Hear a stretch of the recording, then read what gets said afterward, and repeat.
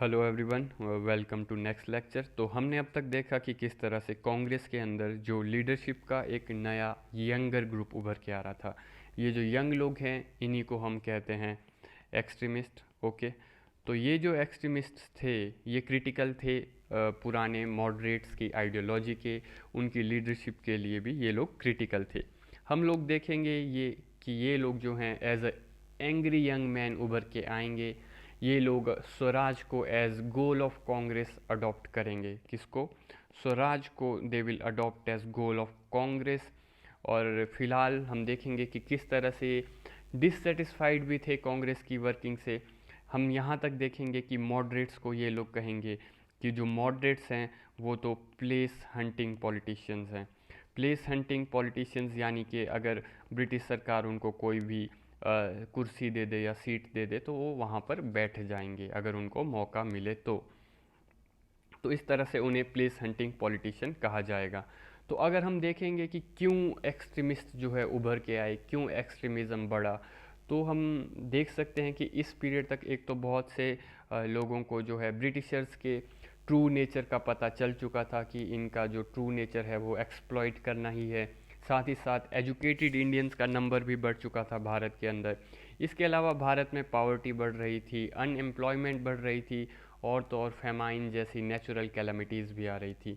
तो ऑब्वियसली फिर एक्सट्रीमिज़म बढ़ेगा ही। इसके अलावा हमें कल्चरल रिवाइवलिज़म भी देखने को मिलेगा कि किस तरह से जो है भारतीय कल्चर, भारतीय संस्कृति को रिवाइव करने के लिए लोग काम करेंगे, किस तरह से वेस्टर्नाइजेशन के अगेंस्ट लोग जाएंगे। हम देखेंगे स्वामी दयानंद का एग्ज़ाम्पल, हम देखेंगे विवेकानंद जी का एग्ज़ाम्पल, है ना। तो बाकी इसके अलावा इंटरनेशनल इवेंट्स भी होंगे, जैसे कि अफ्रीका के अंदर एक बोर वॉर करके होगी, उसका भी इम्पैक्ट पड़ेगा। बाकी हम देखेंगे किस तरह से जापान जो है एक बहुत बड़े राज्य रशिया को डिफीट करेगा, उसका भी इम्पैक्ट पड़ेगा, क्योंकि एक्सट्रीमिस्ट जो है इंस्पायर होंगे कि हम भी अंग्रेज़ों को हरा सकते हैं। एक और इंटरनेशनल इवेंट जिसमें इथोपिया जो है वो इटली जैसे बड़े राज्य को हराएगा। तो इस तरह की इंटरनेशनल इवेंट्स जो हैं वो मोटिवेट करेंगे।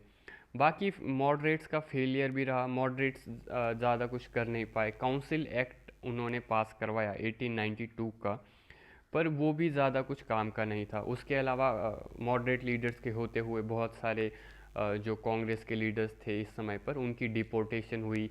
ब्रिटिशर्स ने प्रेस एक्ट लाया, सेडिशन के केसेस लाए, ऑफिशियल सीक्रेट्स एक्ट लाया अंग्रेज़ों ने, और मॉडरेट्स कुछ कर नहीं पाए इन चीज़ों के प्रति। तो ये भी कारण थे कि एक्सट्रीमिज़म बढ़ेगा। फाइनल ब्लो हम देखेंगे कि जो रिएक्शनरी पॉलिसीज़ थी डफरन और कर्जन की, जैसे कि यूनिवर्सिटीज़ एक्ट लाएंगे वो, ऑफिशियल सीक्रेट्स एक्ट लाएंगे, फिर दिल्ली दरबार करेंगे वो 1904 में, फिर फाइनली हम देखेंगे कि वो बंगाल का पार्टीशन भी करेंगे।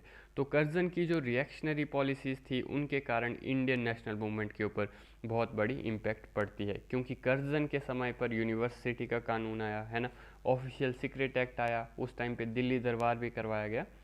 तो इस तरह से ये चीज़ें जो है वो डेफिनेटली एक्सट्रीमिज़म को प्रमोट करेंगी।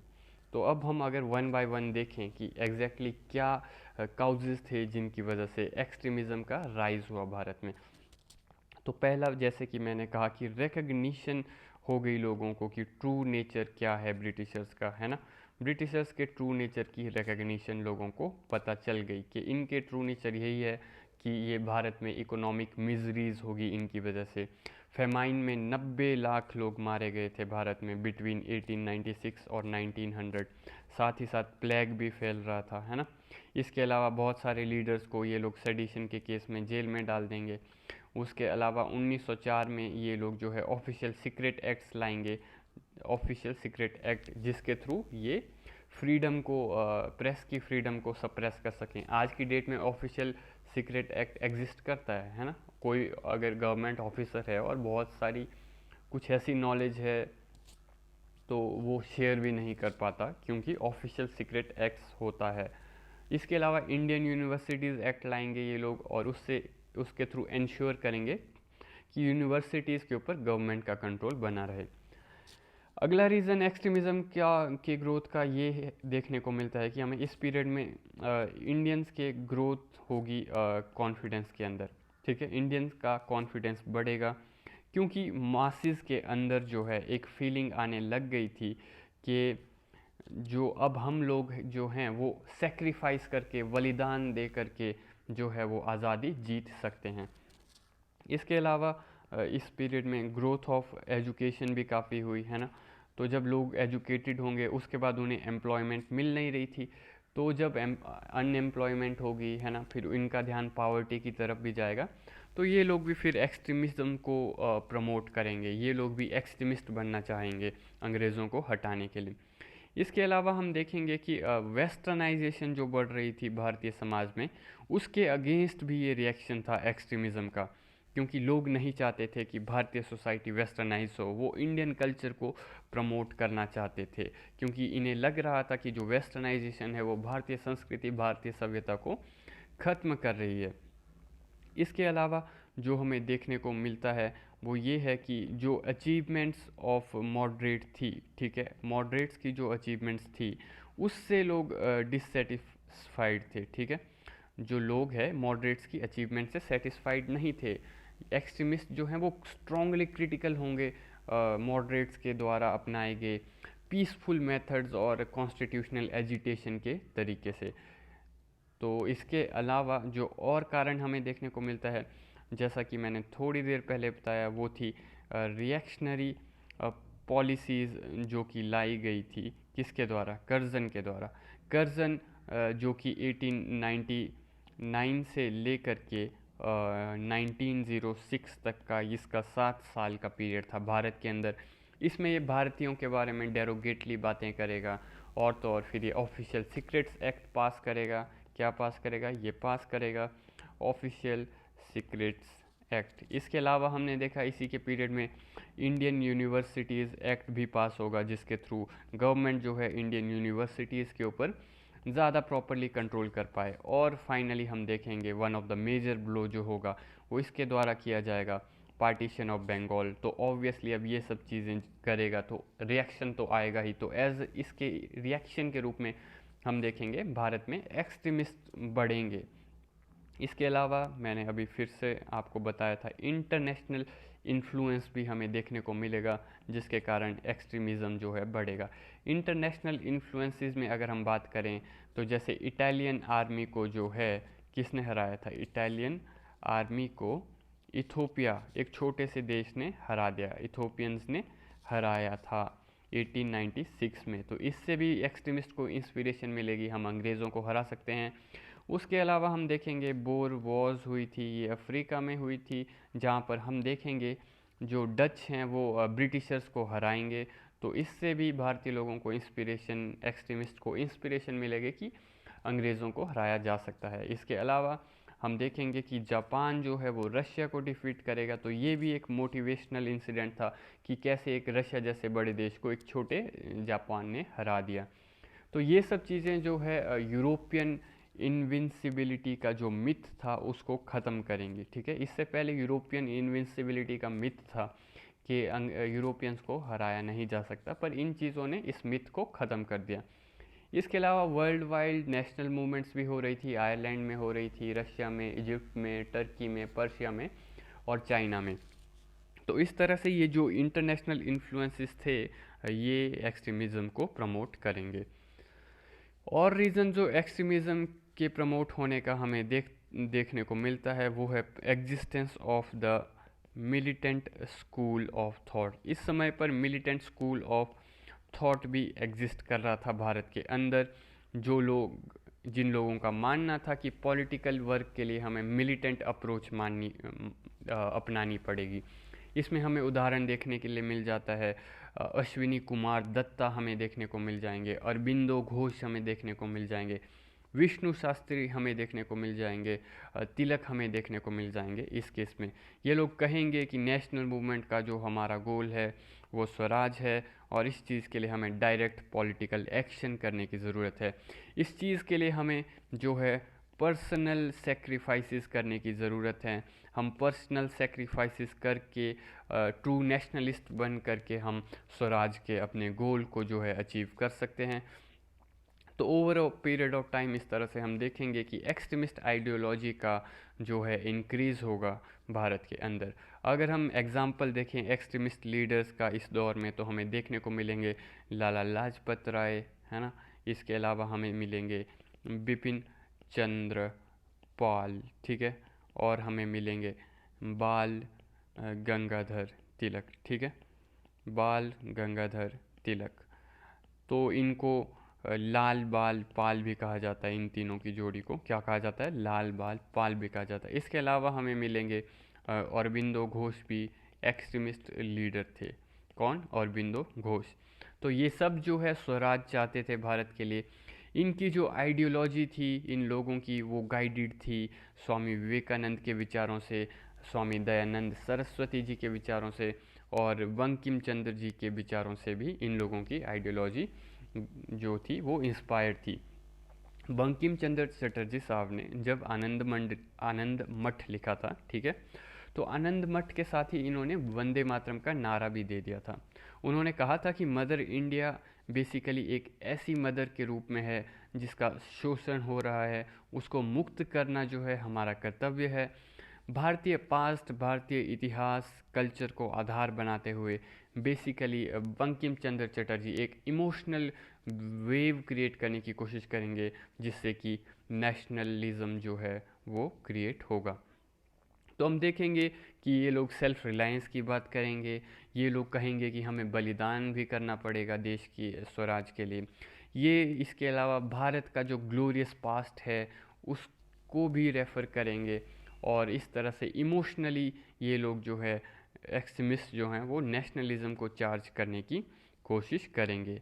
तो हम देखेंगे कि 1885 से लेकर के 1885 से लेकर के 1905 का जो पीरियड था, इस समय पर कांग्रेस के अंदर मॉडरेट्स का कंट्रोल था। किसका कंट्रोल था? मॉडरेट्स का कंट्रोल था। पर हम देखेंगे कि 1905 के पीरियड के बाद एक्सट्रीमिस्ट जो हैं वो पॉपुलर होने लगेंगे। एक्सट्रीमिस्ट लोग पॉपुलर होने लगेंगे। हम देखेंगे कि किस तरह से तिलक जी का रोल बढ़ेगा। हम देखेंगे कैसे तिलक जो है गणपति फेस्टिवल, शिवाजी फेस्टिवल, इन सब का इस्तेमाल करेंगे लोगों के बीच जाने के लिए, अपने विचारों को फैलाने के लिए। इसके अलावा वो अपनी जो न्यूज़पेपर हैं केसरी में लिखेंगे, मराठा में लिखेंगे, है ना। लोगों को कहेंगे वो कि आप लोग जो है लैंड रेवेन्यू मत दो, और इस चीज़ के लिए उनको फ्यूचर में हम देखेंगे रंगून को भी डिपोर्ट कर दिया जाएगा। इसके अलावा हम देखेंगे अरविंदो घोष एक आर्टिकल लिखेंगे। वो आर्टिकल लिखेंगे न्यू लैंप्स फॉर ओल्ड, यानी कि पुराने दियों को अब नए दियों से बदला जाए, यानी कि जो अब मॉडरेट लीडरशिप है वो हट जाए, और अब जो लीडरशिप है वो एक्सट्रीमिस्ट के हाथों में आनी चाहिए। इसके अलावा हम देखेंगे बिपिन चंद्र पाल जो हैं वो मॉडरेट्स को कहेंगे that moderates are like begging institutions. ये मॉडरेट्स जो हैं ये बेगिंग इंस्टीट्यूशन की तरह हैं जो हमेशा भीख मांगते रहते हैं। अंग्रेज़ों से ये लोग भीख मांगते हैं कि हमें ये दे दो, हमें वो दे दो, जबकि इन लोगों का मानना है कि ऐसे ये भीख मांगने वाला तरीका नहीं अपनाना चाहिए। तो स्वदेशी मूवमेंट के समय हम देखेंगे कि ये एक्सट्रीमिस्ट लीडर्स जो हैं वो पॉपुलर हो जाएंगे काफ़ी ज़्यादा। तो इसके अलावा अगर हम बात करें इंडियन नेशनल मूवमेंट से किस टाइप के क्वेश्चन आते हैं एग्ज़ाम में, तो हमें देखने को मिलेगा कि एक तो आपको व्हेन से रिलेटेड क्वेश्चन आ सकते हैं कि for example non cooperation movement कब स्टार्ट हुआ, है ना। तो व्हेन से रिलेटेड क्वेश्चन आ सकते हैं आपको किसी मूवमेंट से रिलेटेड। वेयर का क्वेश्चन भी आ सकता है आपको कि ये मूवमेंट हुई कहाँ, फॉर एग्जांपल बंगाल में हुई, या फिर इस मूवमेंट का जो है वो ऑल इंडिया एस्पेक्ट था। इसके अलावा जो क्वेश्चन आ सकते हैं वो ये आ सकते हैं कि लीडर्स कौन थे इस मूवमेंट में, किन लीडर्स ने इसको लीड किया था, उन लीडर्स का नाम क्या था, उनका सोशल बेस क्या था। इसके अलावा आपको मूवमेंट के रीज़न के रिलेटेड भी क्वेश्चन आ सकता है कि इस मूवमेंट के शुरू होने का रीज़न क्या था, क्या लोकल ग्रीवेंसेस थी, या कोई इकोनॉमिक रीज़न था, या इसके अलावा कोई और रीज़न था। इसके अलावा आपको ये क्वेश्चन आ सकता है कि ये जो प्रोग्राम था इसको कंसीव कैसे किया गया, है ना, इसमें किस तरह से प्रोटेस्ट किए गए, क्या स्ट्राइक की गई थी लोगों के द्वारा, या नॉन कोऑपरेशन का तरीका अपनाया गया था, या किसी और फॉर्म में जो है इस प्रोग्राम को फॉलो किया गया था। इसके अलावा आपको ये भी पता होना चाहिए कि ये जो मूवमेंट है ये फेल क्यों हुआ, इसके फेलियर के रीज़न क्या थे, क्या लीडरशिप की कमी की वजह से फेल हुआ या ब्रिटिशर्स के सप्रेशन की वजह से फेल हुआ। तो ये सब चीज़ें जो है आपको पर्टिकुलरली इन मूवमेंट्स के बारे में पता होनी चाहिए, क्योंकि यहाँ से क्वेश्चन आ सकते हैं। तो भारतीय आज़ादी के आंदोलन में सबसे पहला मूवमेंट, सबसे बड़ा मूवमेंट जो था वो था स्वदेशी मूवमेंट, ठीक है। तो स्वदेशी मूवमेंट जो है वो हम देखेंगे कि बाय 1905 उसकी शुरुआत होगी। तो इंडियन नेशनल मूवमेंट में तीन बड़ी ताकतें उभर के आई थी इस पीरियड में 1905 के आसपास, ठीक है। एक तो मॉडरेट्स थे जो ऑलरेडी बेसिकली एस्टेब्लिश थे और वो उनका बेस्ट ट्राई कर रहे थे to fight against the government, ठीक है। उसके अलावा हमने देखा कि मॉडरेट्स का क्या रोल रहा, है ना। और जो सेकंड ग्रुपिंग हमें देखने को मिलती है इस समय वो थे एक्सट्रीमिस्ट। और एक्सट्रीमिस्ट को पसंद नहीं था कि जो मॉडरेट्स जिस तरीके से काम कर रहे हैं वो चीज़ें एक्सट्रीमिस्ट को पसंद नहीं थी, ठीक है। इनका मानना था कि हम हमारे हिसाब से करेंगे, है ना, हम अपने तरीके से जो है उसको फॉलो करेंगे। इसके अलावा एक्सट्रीमिज़म का ही प्रैक्टिकल थॉट हमें जो देखने को मिलता है वो हमें रेवोल्यूशनरीज़ के रूप में देखने को मिलेगा, जो एक्सट्रीमिस्ट की विचारधारा को काफ़ी हद तक प्रैक्टिकली अप्लाई करने की कोशिश करेंगे। क्योंकि एक्सट्रीमिस्ट कहते थे कि पर्सनल सेक्रीफाइस करने से ही भारत को स्वराज्य मिलेगा। इसको लागू करने के लिए काफ़ी सारे फिर रेवोल्यूशनरीज़ का भी ग्रोथ होगा इस पीरियड में। ये जो रेवोल्यूशनरी एक्टिविटीज़ है इनका भी इम्पैक्ट या फिर हम कहीं यहाँ से आपको डेवलपमेंट देखने को मिलेगी बैकग्राउंड के अंदर। और पूरी की पूरी जो ये घटना थी इसको जो है स्वदेशी मूवमेंट की इस घटना को एक्सट्रीमिज़म जो है काफ़ी ज़्यादा एक्सट्रीमिस्ट जो हैं वो इसको पॉपुलर बनाएंगे। बाकी रेवोल्यूशनरी एक्टिविटीज़ को जो है इस समय पर ब्रिटिशर जो है स्टॉप करने की कोशिश करेंगे। ब्रिटिशर्स इस समय पर रेवोल्यूशनरी एक्टिविटीज़ को रोकने की कोशिश करेंगे। तो कर्जन क्या करता है कि कर्जन जो है वो फिर इस पीरियड में पुलिस रिफॉर्म्स लाएगा, ठीक है। और पुलिस रिफॉर्म्स के नाम के ऊपर बेसिकली वो लाएगा एक फ्रेज़र कमीशन, ठीक है। तो फ्रेज़र कमीशन क्या था, एक कलकत्ता का ये कमिश्नर था, ठीक है, पुलिस कमिश्नर था जिसका नाम था एंड्रयू फ्रेज़र, ठीक है। तो उसके नाम का एक कमीशन था ये फ्रेज़र कमीशन। तो कमिश्नर ऑफ कोलकाता पुलिस था वो, he was given the authority to charge the commission. और उसने फिर पुलिस रिफॉर्म्स के नाम के ऊपर सीआईडी जैसी संस्थाओं को बनाने का उसने आदेश दिया। तो सीआईडी जैसी संस्थाओं को बनाने का उसने आदेश दिया। उसने ये भी कहा कि भारत के अंदर हमें सीक्रेसी रखनी चाहिए, तो इसलिए ऑफिशियल सीक्रेसी एक्ट लाया जाएगा, ठीक है। और उसने कहा कि भारतीय प्रेस के ऊपर नियंत्रण रखना पड़ेगा हमें, और तो इसलिए हम ऑफिशियल सीक्रेट एक्ट लाएंगे। और आज की डेट में भी ऑफिशियल सीक्रेट एक्ट आपको मिलेगा कि ये एग्जिस्ट करता है। तो बाकी इसके अलावा उसने कहा कि विद्यार्थी भी जो हैं, स्टूडेंट्स जो हैं वो आंदोलन कर रहे हैं, तो इसलिए उसने यूनिवर्सिटी एक्ट का कानून भी पास करवाया कर्जन ने। तो 1904 के अंदर जहाँ we had discussed that Raleigh commission भी आएगा, है ना। इसके अलावा जिसके थ्रू हम देखेंगे कि म्यूनिसिपल बॉडीज़ को भी ये कर्जन जो है वो छोड़ेगा नहीं। म्यूनिसिपल कॉरपोरेशन को भी ये अपने अंडर लेने के लिए जो है म्यूनिसिपल कॉरपोरेशन एक्ट लाएगा 1899 में, इसको पास किया जाएगा सरकार के द्वारा। तो इसके बाद जो है लोकल बॉडी इसके ऊपर जो है सरकार का कंट्रोल काफ़ी हद तक बढ़ जाएगा। तो ये सब करने से कर्जन का ये मानना था कि इसके थ्रू मैं जो है इन लोगों को दबा पाऊँगा। उसने देखा एक और चीज़ कर्जन ने, उसने ये देखी कि राष्ट्रवाद की जो ये गंगा जमुना है ये कहाँ से निकल रही है ना, तो उसने देखा ये तो बंगाल से ही निकल रही है, क्योंकि Bengal used to be the hub at that time, it use to be the hub of nationalism at that time. तो बंगाल के लिए उस पीरियड में कहा जाता था what Bengal does today India follows tomorrow. तो कर्जन सोच रहा है कि अगर मैं बंगाल को डिवाइड कर दूंगा तो ऑटोमेटिकली जो राष्ट्रवाद है, जो नेशनलिज्म है, वो कमज़ोर हो जाएगा। तो देख रहा था कि देखो बंगाल का पार्टीशन करना है तो रातों रात तो हम नहीं कर सकेंगे, ओके, तो उसके लिए हमें पहले माहौल बनाना पड़ेगा। तो उसका प्लान ये था कि फिर 1903 में ही पहली बार जो वो है टेरिटोरियल रीडिस्ट्रीब्यूशन के बारे में बताने की शुरुआत करेगा। तो गवर्नमेंट का जो डिसीज़न था पार्टीशन ऑफ बंगाल का, उस डिसीज़न को ये लोग जो है दिसंबर 1903 में ही पब्लिक कर देंगे। ये 1903 दिसंबर में कहेंगे कि हम लोग फ्यूचर में जो है बंगाल का पार्टीशन करेंगे। और फिर जो अनाउंसमेंट जब करेंगे बंगाल के पार्टीशन की, वो डेट थी 20 जुलाई 1905। इस दिन ये अनाउंसमेंट करेंगे बंगाल के पार्टीशन की। और एज अ रिज़ल्ट हम क्या देखेंगे कि एंटी पार्टीशन मूवमेंट की फिर शुरुआत हो जाएगी। लीडर्स और लोग जो है वो ब्रिटिशर्स के इस बंगाल पार्टीशन के डिसीजन को अपोज करना शुरू कर देंगे, है ना। तो पर ऑफिशियल रीज़न जो दिया गया था सरकार के द्वारा उस समय बंगाल की पार्टीशन का, ऑफिशियल रीज़न इन्होंने ये दिया था कि देखो भाई बंगाल की पॉपुलेशन जो है 78 मिलियन हो गई है, तो काफ़ी ज़्यादा हो गई है, हमें यहाँ पर एडमिनिस्ट्रेटिवली चीज़ों को करने में दिक्कत आ रही है, ये बहुत बड़ा हो गया है बंगाल एडमिनिस्ट्रेशन करने के लिए, तो इसलिए हम इसको जो है वो कर रहे हैं, पार्टीशन कर रहे हैं। जबकि जो रियल रीज़न था इनका पार्टीशन करने का, वो रियल रीज़न था कि बंगाल को जो है वो कमज़ोर करना चाहते थे, क्योंकि Bengal at that time was the nerve centre of Indian nationalism, ये भारतीय नेशनलिज्म का नर्व सेंटर था। तो इन्होंने सोचा कि हम बंगालियों को जो है वो डिवाइड करेंगे।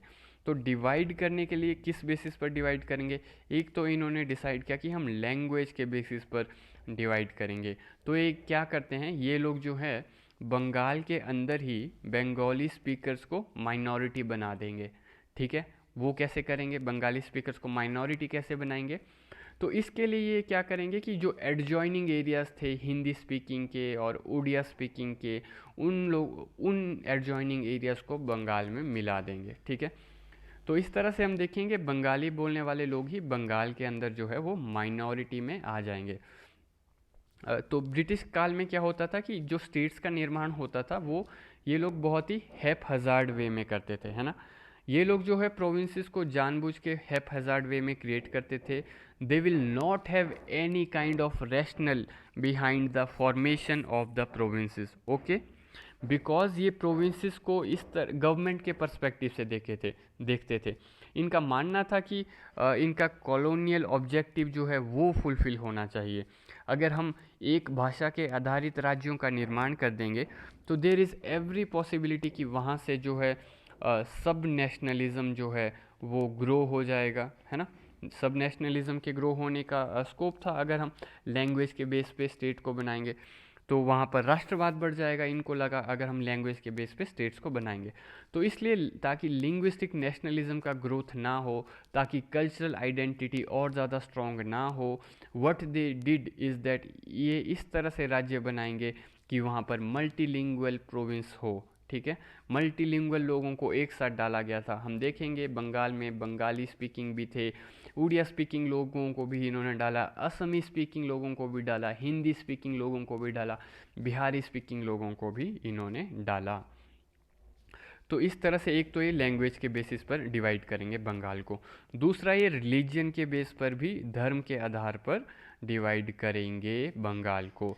क्योंकि जो बंगाल का जो वेस्टर्न हाफ था, वेस्टर्न हाफ जो है वो हिंदू मेजोरिटी एरिया था, और जो ईस्टर्न हाफ था वो जो है मुस्लिम मेजोरिटी एरिया था।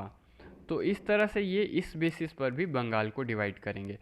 तो हमने देखा कि कैसे आफ्टर 1857 के रिवोल्ट के बाद, मैंने बताया था आपको कि मुसलमान बहुत ही बैकवर्ड रह गए थे 1857 के रिवोल्ट के बाद। तो उस पीरियड के अंदर काफ़ी सारे मुस्लिम लीडर्स हुआ करते थे। उन्होंने ब्रिटिश सरकार को कहा कि देखो हमारे विकास के लिए आप लोग कुछ कीजिए, हम चाहते हैं कि एक कलकत्ता का काउंटर वेट डेवलप हो, तो there should be a counter weight for Calcutta. तो एक बड़ा ट्रेड हब हुआ करता था कलकत्ता उस समय पर। तो हम जो है उसके सामने दूसरा अल्टरनेटिव ढूंढना चाहते हैं। तो अगर आप हमको नया स्टेट बना करके दोगे तो देर इज़ एवरी पॉसिबिलिटी कि हम एक अल्टरनेटिव ट्रेडिंग हब डेवलप कर पाएंगे। बाकी इसमें फिर चाय के बागानों का भी बहुत बड़ा योगदान था, क्योंकि कोलकाता में जिस प्रकार से स्ट्राइक्स हो रही थी, कोलकाता में जिस प्रकार से नेशनलिज्म बहुत पॉपुलर हो रहा था, तो कर्जन को ये भी डर था कि जो दार्जिलिंग और आसाम में उसकी जो चाय की खेती है, जो चाय के बागान हैं, वो कहीं डिस्टर्ब ना हो जाएं, वो खेती कहीं डिस्टर्ब ना हो जाए, क्योंकि अगर सप्लाई लाइन कट गई तो फिर हम सप्लाई जो है वो पहुंचा नहीं पाएंगे ब्रिटेन तक। तो इसलिए उसने सोचा अगर बंगाल को डिवाइड कर दिया जाए तो जो टी की जो सप्लाई लाइन है उसमें भी कोई डिस्टर्बेंस नहीं आएगी, क्योंकि हम आसानी से एडमिनिस्ट्रेशन के अंदर लॉ एंड ऑर्डर भी मेंटेन कर पाएंगे। तो इस तरह से जो वेस्ट बंगाल है ना, वहाँ पर बंगाली स्पीकर्स थे, पर साथ ही साथ वहाँ हम लोग देखेंगे आसामीज़ बोलने वाले लोगों को भी ऐड कर देंगे, लोग हिंदी बोलने वालों को ऐड कर देंगे, है ना, उड़िया बोलने वालों को ऐड कर देंगे। तो जो वेस्ट बंगाल था उसमें बंगाली लैंग्वेज बोलने वालों को खुद माइनॉरिटी में कर दिया गया था इनके द्वारा। तो linguistic nation is one of the major factor of Bengali nationalism. Okay, Bengal में या पूरे भारत के अंदर की अगर हम बात करें तो भाषा आधारित राष्ट्रवाद काफ़ी ज़्यादा चलता है, तो कहीं पे कल्चरल पार्ट भी चलता है ना। तो इस बेसिस के रूप में ये लोग इस तरह से बंगाल को डिवाइड करने की कोशिश करेंगे और फिर कर ही देंगे इवेंचुअली। तो 1903 में इन्होंने पहला डिक्लेरेशन किया था कि बोलने की कोशिश की थी कि ये तो टेरिटोरियल रीएडजस्टमेंट है, क्योंकि हम लोगों को गवर्नेंस में प्रॉब्लम आ रही है। रियलिटी तो कुछ और थी, है ना। तो 1903 से लेकर के 1905 तक, ठीक है, from 1903 to 1905 for the next 2 years ये लोग जो है एक माहौल बनाएंगे। माहौल का मतलब है कि ये लोग एक सिचुएशन क्रिएट करेंगे कि देखिए ये चीज़ें हमको यहाँ पर एडमिनिस्ट्रेशन में प्रॉब्लम आ रही है, तो इस कारण हमको बेसिकली ये डिवाइड करना पड़ रहा है, हमको राज्य का विभाजन करना पड़ेगा। पर 1905 तक आते आते बंगाल के लोगों को समझ में आ रहा था कि समथिंग इज़ रॉन्ग, कुछ तो गलत हो रहा है। इस बेसिस के रूप में हम देखेंगे कि बंगाल के लोग जो हैं वो ये प्रश्न उठाना शुरू कर देंगे, है ना। खास करके व्यापारी भी प्रश्न उठा रहे हैं कि ट्रेडर्स का मानना था कि आप ये 2 स्टेट का क्रिएशन क्यों कर रहे हो, अल्टीमेटली आप हमारे धंधे को नुकसान पहुंचा रहे हो, है ना। क्योंकि हमने देखा था इनका प्लान ये भी था कि कलकत्ता के सामने ये लोग ढाका का क्रिएशन करेंगे, एक और ट्रेडिंग पॉइंट जो है क्रिएट करेंगे।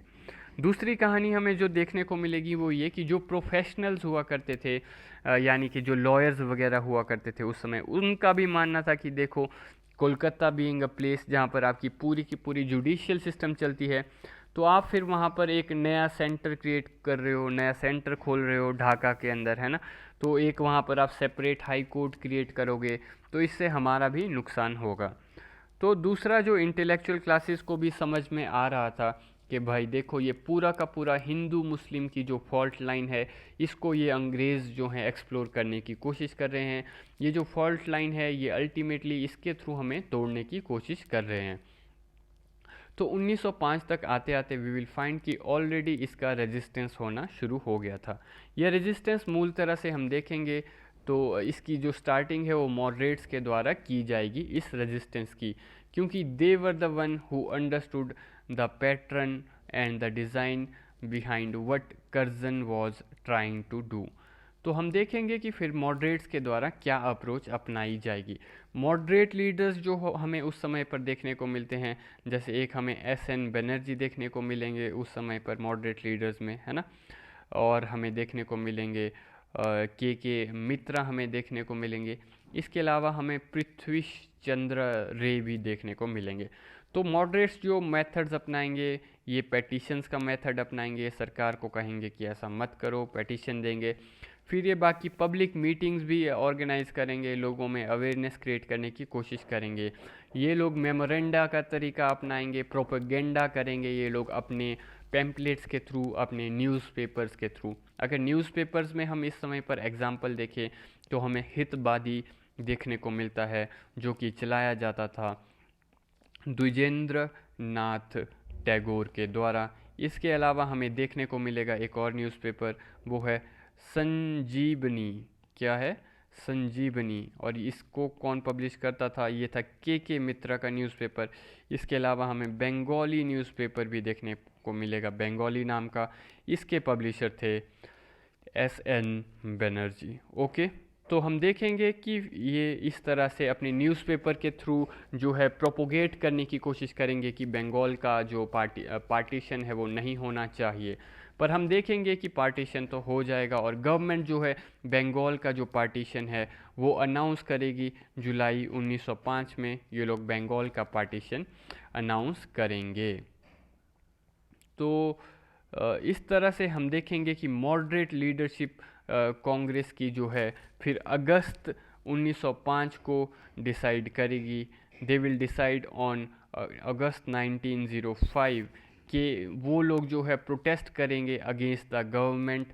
और बेसिकली 7 अगस्त 1905 के दिन बंगाल के अंदर कलकत्ता टाउन हॉल के अंदर एक मीटिंग होती है। ये वही टाउन हॉल था जहाँ पर एस.एन. बनर्जी, जो कि मॉडरेट लीडर हुआ करते थे, वो बहुत बड़ी स्पीच देंगे। ठीक है, तो एस.एन. बनर्जी जो है वो स्पीच देंगे। वो कहेंगे कि देखो भाई, हम लोग जो है बंगाल का विभाजन होने नहीं देंगे, हम आपका बॉयकॉट करते हैं। तो यहाँ से एक मूवमेंट की शुरुआत हुई जिसे हम लोग कहते हैं स्वदेशी मूवमेंट। ठीक है, क्या कहते हैं हम जिसे? हम कहते हैं स्वदेशी मूवमेंट।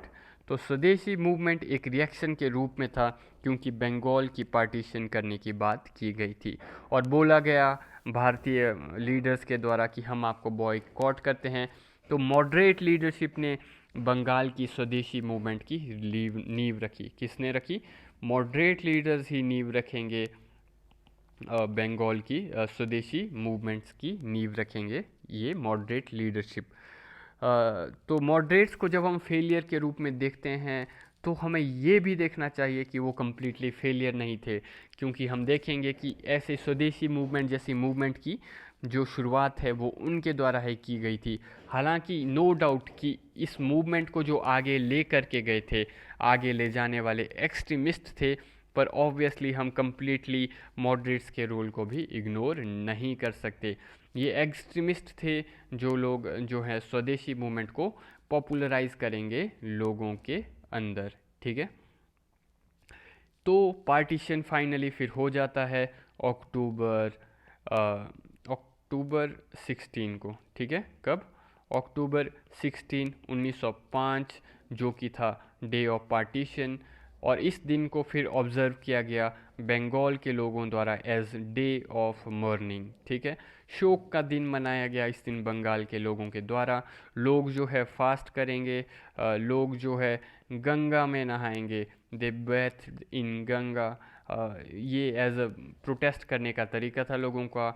लोग जो है वो वॉक करेंगे बेयरफुट, नंगे पांव चलेंगे लोग इन द प्रोसेशन, और नंगे पांव चलते हुए वंदे मातरम जैसे गीत गाएंगे। और लोग जो है एक दूसरे को राखी भी बांधेंगे और हिंदू मुस्लिम की यूनिटी का संदेशा देंगे। और साथ ही साथ हम देखेंगे सुरेंद्रनाथ बनर्जी जैसे लीडर और आनंद मोहन बोस जैसे लीडर जो है वो लोगों की बड़ी बड़ी गैदरिंग्स को एड्रेस करेंगे।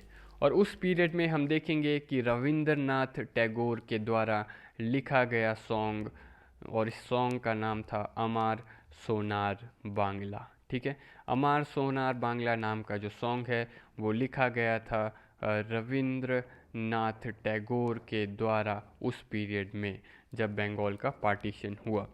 तो अगर हम फिर अब बात करें क्या ये मूवमेंट देश के दूसरे पार्ट्स में भी फैलेगा, जो ये स्वदेशी मूवमेंट है क्या ये देश के दूसरे पार्ट में फैलेगा, तो हम कहेंगे कि पार्शली हाँ, पार्शली ये थोड़ा बहुत फैलेगा, जहाँ पर हमें कुछ और लीडर्स देखने को मिलेंगे जो कि इस को मूवमेंट को जो है प्रमोट करेंगे।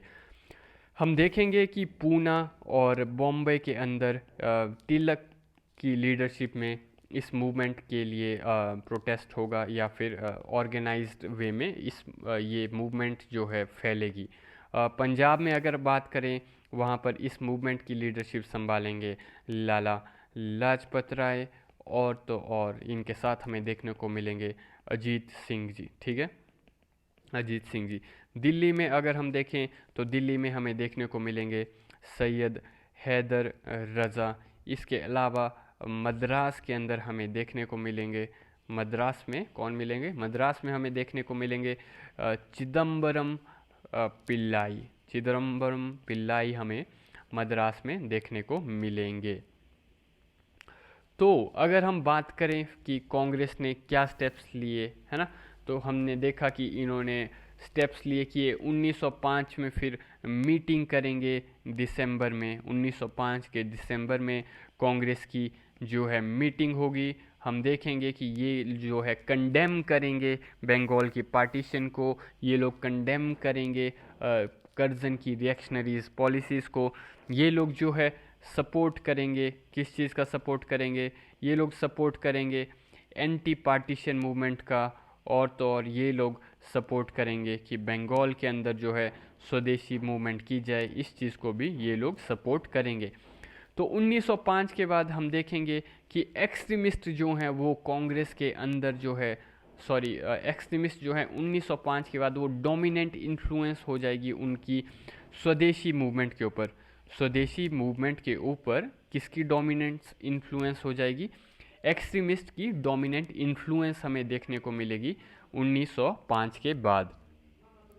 तो मॉडरेट्स हमेशा बेसिकली जो है सॉफ्ट अप्रोच में मानते थे, okay, moderates used to believe in the soft approach, जबकि एक्सट्रीमिस्ट मान रहे थे कि स्वदेशी मूवमेंट को पूरे ऑल इंडिया में पॉपुलर कर देना चाहिए, उसकी अलग अलग ब्रांचेस खोलनी चाहिए, और अल्टीमेटली हमको यहाँ से बड़ा एजिटेशन करेंगे तो वो ज़्यादा बेटर रहेगा। तो इस सब के लिए कांग्रेस का अध्यक्ष बनना ज़रूरी था। तो एक्सट्रीमिस्ट ने सोचा हमें अब कांग्रेस का अध्यक्ष बनना है, तो एक्सट्रीमिस्ट जो हैं दावेदारी करेंगे प्रेसिडेंट के रूप में। तो वहीं हम देखेंगे मॉडरेट्स फिर कहेंगे कि तुम तो छोटे बच्चे हो, है ना, तुम कल के आए हुए छोकरे हो। तो मॉडरेट्स प्लान करेंगे कि हम यहाँ पर गोपाल कृष्ण गोखले का नाम प्रपोज करेंगे। तो अब देखो गोखले जो हैं he was a very senior leader in the moderate group, तो जो एक्सट्रीमिस्ट भी है उनकी काफ़ी रिस्पेक्ट करते थे, है ना। तो इस बेसिस के रूप में आप लोग देखोगे कि गोपाल कृष्ण गोखले जैसे जो इतने सीनियर थे, तो ऑब्वियस था उनके सामने मॉडरेट्स में भी फिर कोई कंटेस्ट करने वाला व्यक्ति नहीं था। तो नो डाउट तिलक हुआ करते थे, पर तिलक भी फिर बैक फुट पे आ गए थे गोखले के सामने, है ना। तो इस तरह से हम देखेंगे कि 1905 में भी जो है 1905 में भी moderates will continue to lead the स्वदेशी मूवमेंट। तो 1905 से लेकर के 1908 तक हमें स्वदेशी मूवमेंट देखने को मिलेगा। तो because the moderates were leading the स्वदेशी movement, so their approach toward the movement was quite soft, ठीक है, इनकी अप्रोच आप समझोगे तो बहुत ही लिमिटेड थी, बहुत ही सॉफ्ट थी।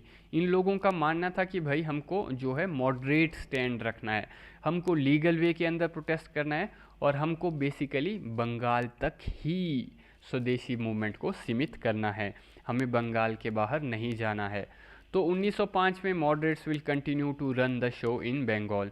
तो 1905 से जैसे जैसे समय आगे जाएगा एक्सट्रीमिस्ट की जो आइडियोलॉजी है वो पॉपुलर होने लगेगी।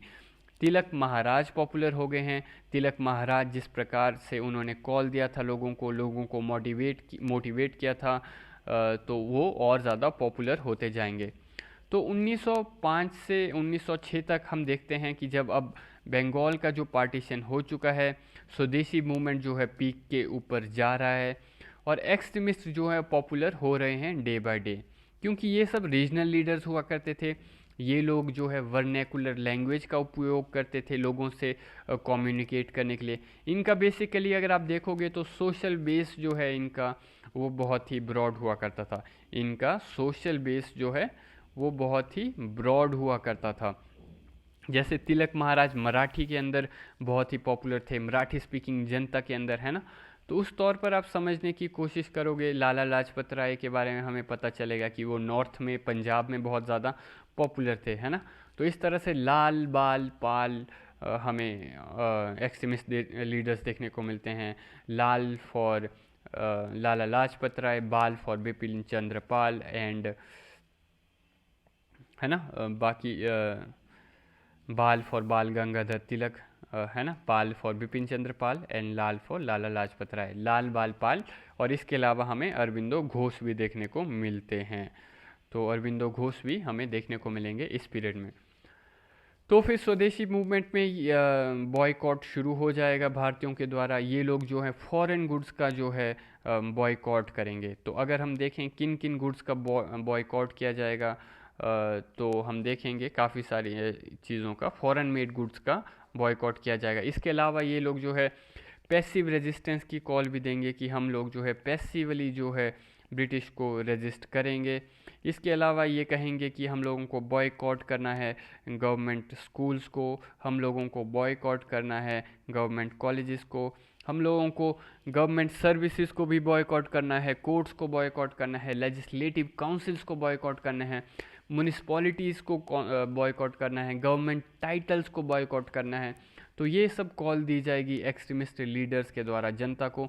एक्सट्रीमिस्ट लीडर्स जो हैं वो ट्रांसफॉर्म करने की कोशिश करेंगे इस मूवमेंट को। They wanted to transform the movement into a mass struggle. ये इस मूवमेंट को मास स्ट्रगल के रूप में ट्रांसफॉर्म करने की कोशिश करेंगे। ये लोग स्लोगन देंगे कि भारत के लिए हमें जो है आज़ादी चाहिए फॉरेन रूल से, we want India's independence from foreign rule. तो हम अगर एग्जैक्टली बात करें कि क्या क्या टेक्निक्स अडॉप्ट की गई थी एक्सट्रीमिस्ट लीडर के द्वारा, तो हमें देखने को मिलती है वन वॉज द बॉयकॉट। ये लोग जो है फॉरेन गुड्स का बॉयकॉट करेंगे। किसका बॉयकॉट करेंगे? फॉरेन गुड्स का बॉयकॉट करेंगे। इसमें हमने देखने को मिलता है फॉरेन क्लोथ का बॉयकॉट करेंगे, है ना।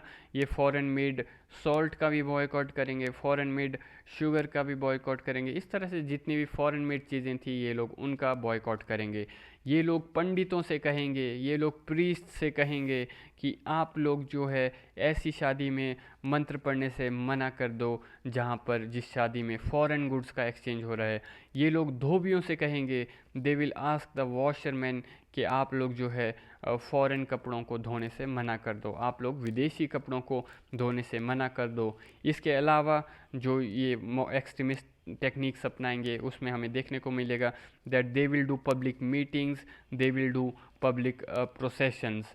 इसके अलावा ये समितिज़ बनाएंगे, ये लोग वॉलेंटियर्स के जो है ग्रुप्स बनाएंगे, they will make samitis. For example हमें एक देखने को मिलेगी स्वदेश बंधप समिति। स्वदेश बंधप समिति, ये जो समिति है ये बनाई गई थी अश्विनी कुमार दत्ता के द्वारा। किसके द्वारा? अश्विनी कुमार दत्ता के द्वारा स्वदेश बंधप समिति बनाई गई थी। तो ये समिति वाले जो है क्या करते थे, ये लोग मैजिक लैंटर्न लेक्चर्स फॉलो दिया करते थे। मतलब गांव-गांव जाके छोटे छोटे मान लो मशालों के नीचे जो है लेक्चर्स दिया करते थे, है ना, लोगों को स्वदेशी मूवमेंट के बारे में।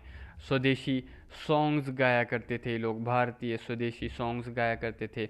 और तो और फिज़िकल और जो है मॉरल ट्रेनिंग देते थे अपने मेंबर्स को। इसके अलावा सोशल वर्क करते थे ये लोग फेमाइन के समय पर। अगर कहीं पे फेमाइन वगैरह आया तो उस समय पर, या एपिडेमिक वगैरह आया तो सोशल वर्क करते थे ये लोग। इसके अलावा ये लोग ट्रेनिंग देते थे स्वदेशी क्राफ्ट्स की, ठीक है, स्वदेशी क्राफ्ट्स की ट्रेनिंग देते थे। स्वदेशी इसके अलावा हम ये भी देखेंगे कि ये लोग जो है आर्बिट्रेरियन कोर्ट्स चलाएंगे, है ना। लोगों के बीच जो है मुद्दों को सुलझाने के लिए ये लोग आर्बिट्रेरियन कोर्ट्स चलाएंगे। ये लोग आउट ऑफ कोर्ट सेटलमेंट करेंगे क्योंकि इन्होंने जो है ब्रिटिश जुडिशरी को इस समय पर बॉयकॉट किया हुआ था। इसके अलावा जो टेक्निक्स अपनाई जाएगी एक्सट्रीमिस्ट के द्वारा वो हमें देखने को मिलती है that they will do imaginative use of what, imaginative use of traditional popular festival. जितने भी ट्रेडिशनल पॉपुलर फेस्टिवल हुआ करते थे ये लोग उसका इस्तेमाल करेंगे लोगों के बीच पहुंचने के लिए। ये लोग मेलों का इस्तेमाल करेंगे लोगों के बीच पहुंचने के लिए। फॉर एग्ज़ाम्पल तिलक महाराज हमें देखने को मिलेगा कि वो जो है गणपति फेस्टिवल में जाया करते थे। गणपति फेस्टिवल में और शिवाजी फेस्टिवल में जो है लोगों को वो मोटिवेट करते थे, वहाँ पर इनकी मीटिंग्स हुआ करती थी। तो इस तरह से ये मेलों का, ट्रेडिशनल फेस्टिवल्स का इस्तेमाल करेंगे। इसके अलावा ये लोग एम्फसिस करेंगे कि हमें जो है सेल्फ रिलायंट होना चाहिए, we should become self reliant, हमें आत्मनिर्भर बनना चाहिए। तो इस तरह से ये जो है आत्मनिर्भरता के थ्रू जो है कहेंगे कि हमें नेशनल डिग्निटी को बढ़ाना होगा, हमें अपने अंदर ऑनर को बढ़ाना होगा, हम लोगों के अंदर कॉन्फिडेंस जगाएंगे, हम जो है गाँव के अंदर सोशल और इकोनॉमिक रीजनरेशन करेंगे, हम फिर से जो है सोशल रिफॉर्म्स करेंगे। तो इस तरह की ये चीज़ें अपनाई जाएंगी एक्सट्रीमिस्ट के द्वारा। इसके अलावा एक और चीज़ जो हमें देखने को मिलेगी, ये लोग जो है प्रमोट करेंगे नेशनल एजुकेशन को, या फिर हम इसको कह सकते हैं ये लोग प्रमोट करेंगे स्वदेशी एजुकेशन को, कि हम लोग अपना सिलेबस अपना करिकुलम खुद डिसाइड करेंगे। इस पीरियड में हम देखेंगे कि बंगाल नेशनल कॉलेज जो है वो एस्टेब्लिश किया जाएगा। इस पीरियड में किसके द्वारा ये किया जाएगा? अरबिंदो घोष के द्वारा ये एस्टेब्लिश किया जाएगा। इसके अलावा हम देखेंगे कि इस पीरियड में जो है Bengal Institute of Technology, Bengal Institute of Technology भी बनेगा। और इसके अलावा अगर हम देखें तो नेशनल काउंसिल ऑफ एजुकेशन भी सेटअप किया जाएगा इनके द्वारा। जो ये नेशनल काउंसिल ऑफ एजुकेशन है ये बनाया जाएगा बाय प्रोफेसर शरत चंद्र के द्वारा ये बनाया जाएगा। तो ये जो है ये सेटअप किया गया था नेशनल काउंसिल ऑफ एजुकेशन, ताकि एक सिस्टम ऑफ एजुकेशन ऑर्गेनाइज किया जा सके जहाँ पर लिटरेरी और साइंटिफिक और टेक्निकल नॉलेज जो है वो नेशनल लाइंस पर दिए जा सके और वो नेशनल कंट्रोल में हो, ना कि वो अंग्रेज़ों के कंट्रोल में हो। इसके अलावा हम देखेंगे कि शुरुआत की जाएगी स्वदेशी एंटरप्राइजेज़ की, यानी भारतीयों के द्वारा खुद जो है एंटरप्राइजेज़ ओपन किए जाएंगे।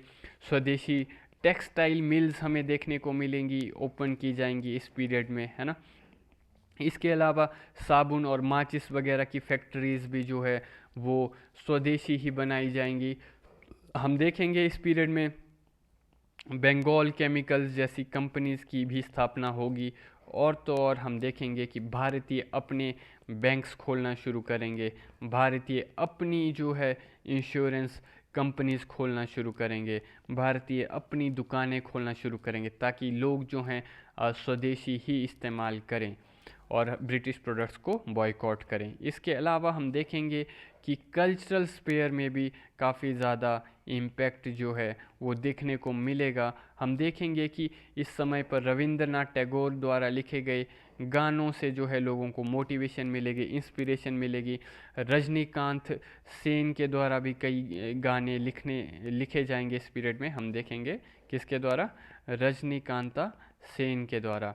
इसके अलावा हमें एक और देखने को मिलेंगे जो सॉन्ग्स लिखेंगे वो हैं द्विजेंद्र लाल, भी हमें देखने को मिलेंगे।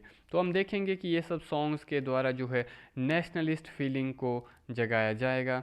इसके अलावा हमें कल्चरल स्फीयर में जो इम्पैक्ट देखने को मिलेगा वो ये है, फॉर एग्ज़ाम्पल पेंटिंग्स की डेवलपमेंट हमें देखने को मिलेगी, इंडियन स्टाइल ऑफ पेंटिंग्स की डेवलपमेंट हमें देखने को मिलेगी। अब तक इससे पहले जो है विक्टोरियन स्टाइल जो था पेंटिंग का वो डोमिनेटिंग था, पर अब हम भारतीय पेंटिंग की भी डेवलपमेंट काफ़ी हद तक देखना शुरू करेंगे। हम देखेंगे कि अब रविंद्रनाथ टैगोर के द्वारा भारत माता की जो है पेंटिंग बनाई जाएगी। किसकी पेंटिंग बनाई जाएगी? भारत माता की पेंटिंग बनाई जाएगी। वहीं हम देखेंगे कि नंदलाल बोस जैसे व्यक्ति जो हैं वो शुरुआत करेंगे बंगाल स्कूल ऑफ पेंटिंग की। किसकी? बंगाल स्कूल ऑफ पेंटिंग की शुरुआत की जाएगी नंदलाल बोस के द्वारा। तो इस तरह से डोमिनेशन जो थी अब तक विक्टोरियन नेचुरलिज्म आर्ट की उसको ख़त्म करने की कोशिश की जाएगी। इसके अलावा कल्चरल स्फीयर में हमें जो और इम्पैक्ट देखने को मिलेगा, साइंस के अंदर भी हमें इम्पैक्ट देखने को मिलेगा। हम देखेंगे कि जगदीश चंद्र बोस यानी कि JC बोस के द्वारा जो है वो इनॉग्रेशन की जाएगी इंडियन साइंस कांग्रेस की इनॉग्रेशन की जाएगी जे.सी. बोस के द्वारा, जगदीश चंद्र बोस के द्वारा। इसके अलावा हम देखेंगे प्रफुल्ल चंद्र रे नाम के जो व्यक्ति, जो कि केमिकल साइंटिस्ट थे, वो शुरुआत करेंगे बंगाल केमिकल्स की। किसकी शुरुआत करेंगे? बंगाल केमिकल्स की ये शुरुआत करेंगे। ये जो है इंडियन केमिस्ट थे, है ना।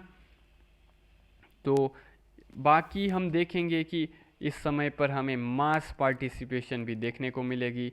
हम देखेंगे कि स्टूडेंट्स पार्टिसिपेट करेंगे, वुमेन भी पार्टिसिपेट करेंगे, मुस्लिम्स की भी हमें लिमिटेड पार्टिसिपेशन देखने को मिलेगी, मुस्लिम्स की, है ना। बाकी हम देखेंगे कि सोशल बेस का एक्सपेंशन होगा इस पीरियड में। तो सेक्शन ऑफ ज़मींदार पार्टिसिपेट करेंगे, है ना। लोअर मिडिल क्लास भी हमें पार्टिसिपेट करती हुई दिखेगी। कुछ सेक्शन ऑफ ज़मींदार भी पार्टिसिपेट करेंगे और लोअर मिडिल क्लासेस भी हमें देखेंगी पार्टिसिपेट करती हुई इस समय पर। तो अगर हम बात करें ऑल इंडिया एस्पेक्ट की इसमें, कि क्या जो बंगाल की यूनिटी के लिए एजिटेशन हो रहा था, कि क्या हमें उसका ऑल इंडिया एस्पेक्ट देखने को मिलेगा और क्या उसका उतना ज़्यादा इम्पैक्ट रहा। तो कंट्री के, देश के कई हिस्सों में हम देखेंगे कि एजिटेशन तो होगा, पर इसका उतना ज़्यादा इम्पैक्ट नहीं देखने को मिलेगा। रादर हम ये देखेंगे कि ये जो हुई स्वदेशी मूवमेंट का ऑल इंडिया लेवल पर जो एजिटेशन हुई, इसकी वजह से कन्फ्लिक्ट हमें देखने को मिलेगा कांग्रेस के अंदर। एक्सट्रीमिस्ट और मॉडरेट्स के बीच हमें कांग्रेस के अंदर कन्फ्लिक्ट देखने को मिलेगा। ओके। तो स्वदेशी मूवमेंट जो है लगभग 1908 के पीरियड तक कंटिन्यू रहेगा। 1908 के अंत तक इसका ये ख़त्म हो जाएगा मूवमेंट। पर इस दौरान, इसके बीच में हम देखेंगे कि क्योंकि आइडियोलॉजिकली डिफरेंस था एक्सट्रीमिस्ट और मॉडरेट्स के बीच में, और तो और मेथड, प्रोटेस्ट के मेथड को लेकर के भी डिफरेंस था मॉडरेट्स और एक्सट्रीमिस्ट के बीच में। तो इस तरह से कुछ इवेंट्स होंगे और उन इवेंट्स का नतीजा ये होगा कि सूरत में 1907 में, ठीक है, जो है स्प्लिट देखने को मिलेगा हमें कांग्रेस के अंदर। There was a split in the Congress, ठीक है। तो ये कैसे होता है एक्चुअली? होगा क्या कि देखो, पहले, सबसे पहले दिसंबर का जो दिसंबर 1905 का जो सेशन था बनारस में होता है कांग्रेस का। कहाँ पर होता है? बनारस में होता है ये सेशन, ठीक है। यहाँ पर जो है मॉडरेट्स और एक्सट्रीमिस्ट के बीच में दो इश्यूज़ को लेकर डिफरेंस था। एक इशू तो था मेथड ऑफ प्रोटेस्ट को लेकर के, है ना, इसको लेकर के अलग अलग ओपिनियन थे। और दूसरा हमें देखने को मिलेगा प्रेसिडेंशियल पोस्ट को लेकर के, कि कौन जो है कांग्रेस का प्रेसिडेंट बनेगा। तो हम देखेंगे कि होगा क्या, कि बनारस में होगा दिसंबर में 1905 में, दिसंबर 1905 में बनारस में सेशन होगा, ठीक है। तो एक्सट्रीमिस्ट चाहते थे कि जो बॉयकॉट और स्वदेशी मूवमेंट है उसको बंगाल के बाहर भी ले जाया जाए, ठीक है, और हर प्रकार की जो एसोसिएशंस है उनका बॉयकॉट किया जाए, जैसे कि गवर्नमेंट सर्विसेज का बॉयकॉट किया जाए, लॉ कोर्ट्स का बॉयकॉट किया जाए, और तो और लेजिस्लेटिव काउंसिल्स का भी बॉयकॉट किया जाए। जबकि मॉडरेट्स जो है वो फेवर में नहीं थे कि हम इस मूवमेंट को बंगाल के बाहर ले जाएं, वो इस फेवर में नहीं थे। और तो और वो टोटली अपोज कर रहे थे कि हमें काउंसिल्स का और इस तरह की एसोसिएशंस का बॉयकॉट नहीं करना चाहिए, हमें काउंसिल और काउंसिल जैसी और एसोसिएशंस का बॉयकॉट नहीं करना चाहिए। दूसरा इशू जो प्रेसिडेंशियल पोस्ट को लेकर के था वो ये था कि मॉडरेट्स चाहते थे उनका लीडर बने और प्रेसिडेंट बने, और एक्सट्रीमिस्ट चाहते थे उनका लीडर बने, है ना। पर होता ये है कि हम देखेंगे कौन बनेगा प्रेसिडेंट। हम देखेंगे कि बनारस में ये मॉडरेट्स क्या करेंगे, गोपाल कृष्ण गोखले को नॉमिनेट कर देंगे। तो अब गोखले साहब के ऑरा के सामने काफ़ी सीनियर लीडर थे, तो मॉडरेट्स में कोई खड़ा नहीं होगा। तो इस तरह से गोखले जो हैं बन जाएंगे जो प्रेसिडेंट कांग्रेस के। तो फिर यहाँ पर जो रेजोल्यूशन पास होगा कांग्रेस के द्वारा, जो रेजोल्यूशन पास किया जाएगा वो काफ़ी माइल्ड रेजोल्यूशन पास किया जाएगा। एक माइल्ड वे में ये लोग कंडेम करेंगे बंगाल की पार्टीशन को। और तो और ये इस रेजोल्यूशन में पास किया जाएगा सपोर्ट फॉर द स्वदेशी मूवमेंट के लिए सपोर्ट किया जाएगा पास, और बॉयकॉट मूवमेंट, बॉयकॉट प्रोग्राम जो था उसका भी सपोर्ट जो है वो इस रेजोल्यूशन में पास किया जाएगा। पर ये सपोर्ट सिर्फ और सिर्फ बंगाल के लिए था कि बंगाल में करना है, ठीक है। ये जो रेजोल्यूशन था इसमें जो स्वदेशी मूवमेंट और बॉयकॉट प्रोग्राम के लिए सपोर्ट पास किया गया था वो सिर्फ बंगाल की बात हुई थी। तो इस तरह से गोपाल कृष्ण गोखले बनेंगे प्रेसिडेंट, और फिर एक काफ़ी माइल्ड सा रेजोल्यूशन पास होगा यहाँ पर बनारस में। फिर आता है अगला साल। अगला साल अब हम बात करें दिसंबर 1906 आ जाएगा, ठीक है। दिसंबर 1906 में जो अब सेशन डिसाइड होना था, तो कोशिश इनकी ये होती थी कि अपनी फेवर की लोकेशन में सेशन को ऑर्गेनाइज किया जाए। मॉडरेट्स उनकी फेवर्ड की लोकेशन में चाहते थे और एक्सट्रीमिस्ट उनके फेवर की लोकेशन में चाहते थे, क्योंकि हमने जैसा कि बताया कि होता क्या था कि होम स्टेट से बंदा जो है वो प्रेसिडेंट नहीं बन सकता था। जहाँ पर सेशन हो रहा है उस स्टेट से कोई भी, उस प्रोविंस से पर्सन प्रेसिडेंट नहीं बन सकता। तो अब 1906 का जो सेशन होगा दिसंबर में वो होगा कलकत्ता में, ठीक है। तो मॉडरेट्स ने सोचा था कि एक्सट्रीमिस्ट ने सोचा था इस बार तो जो कुछ भी हो जाए प्रेसिडेंट हमारा ही होगा।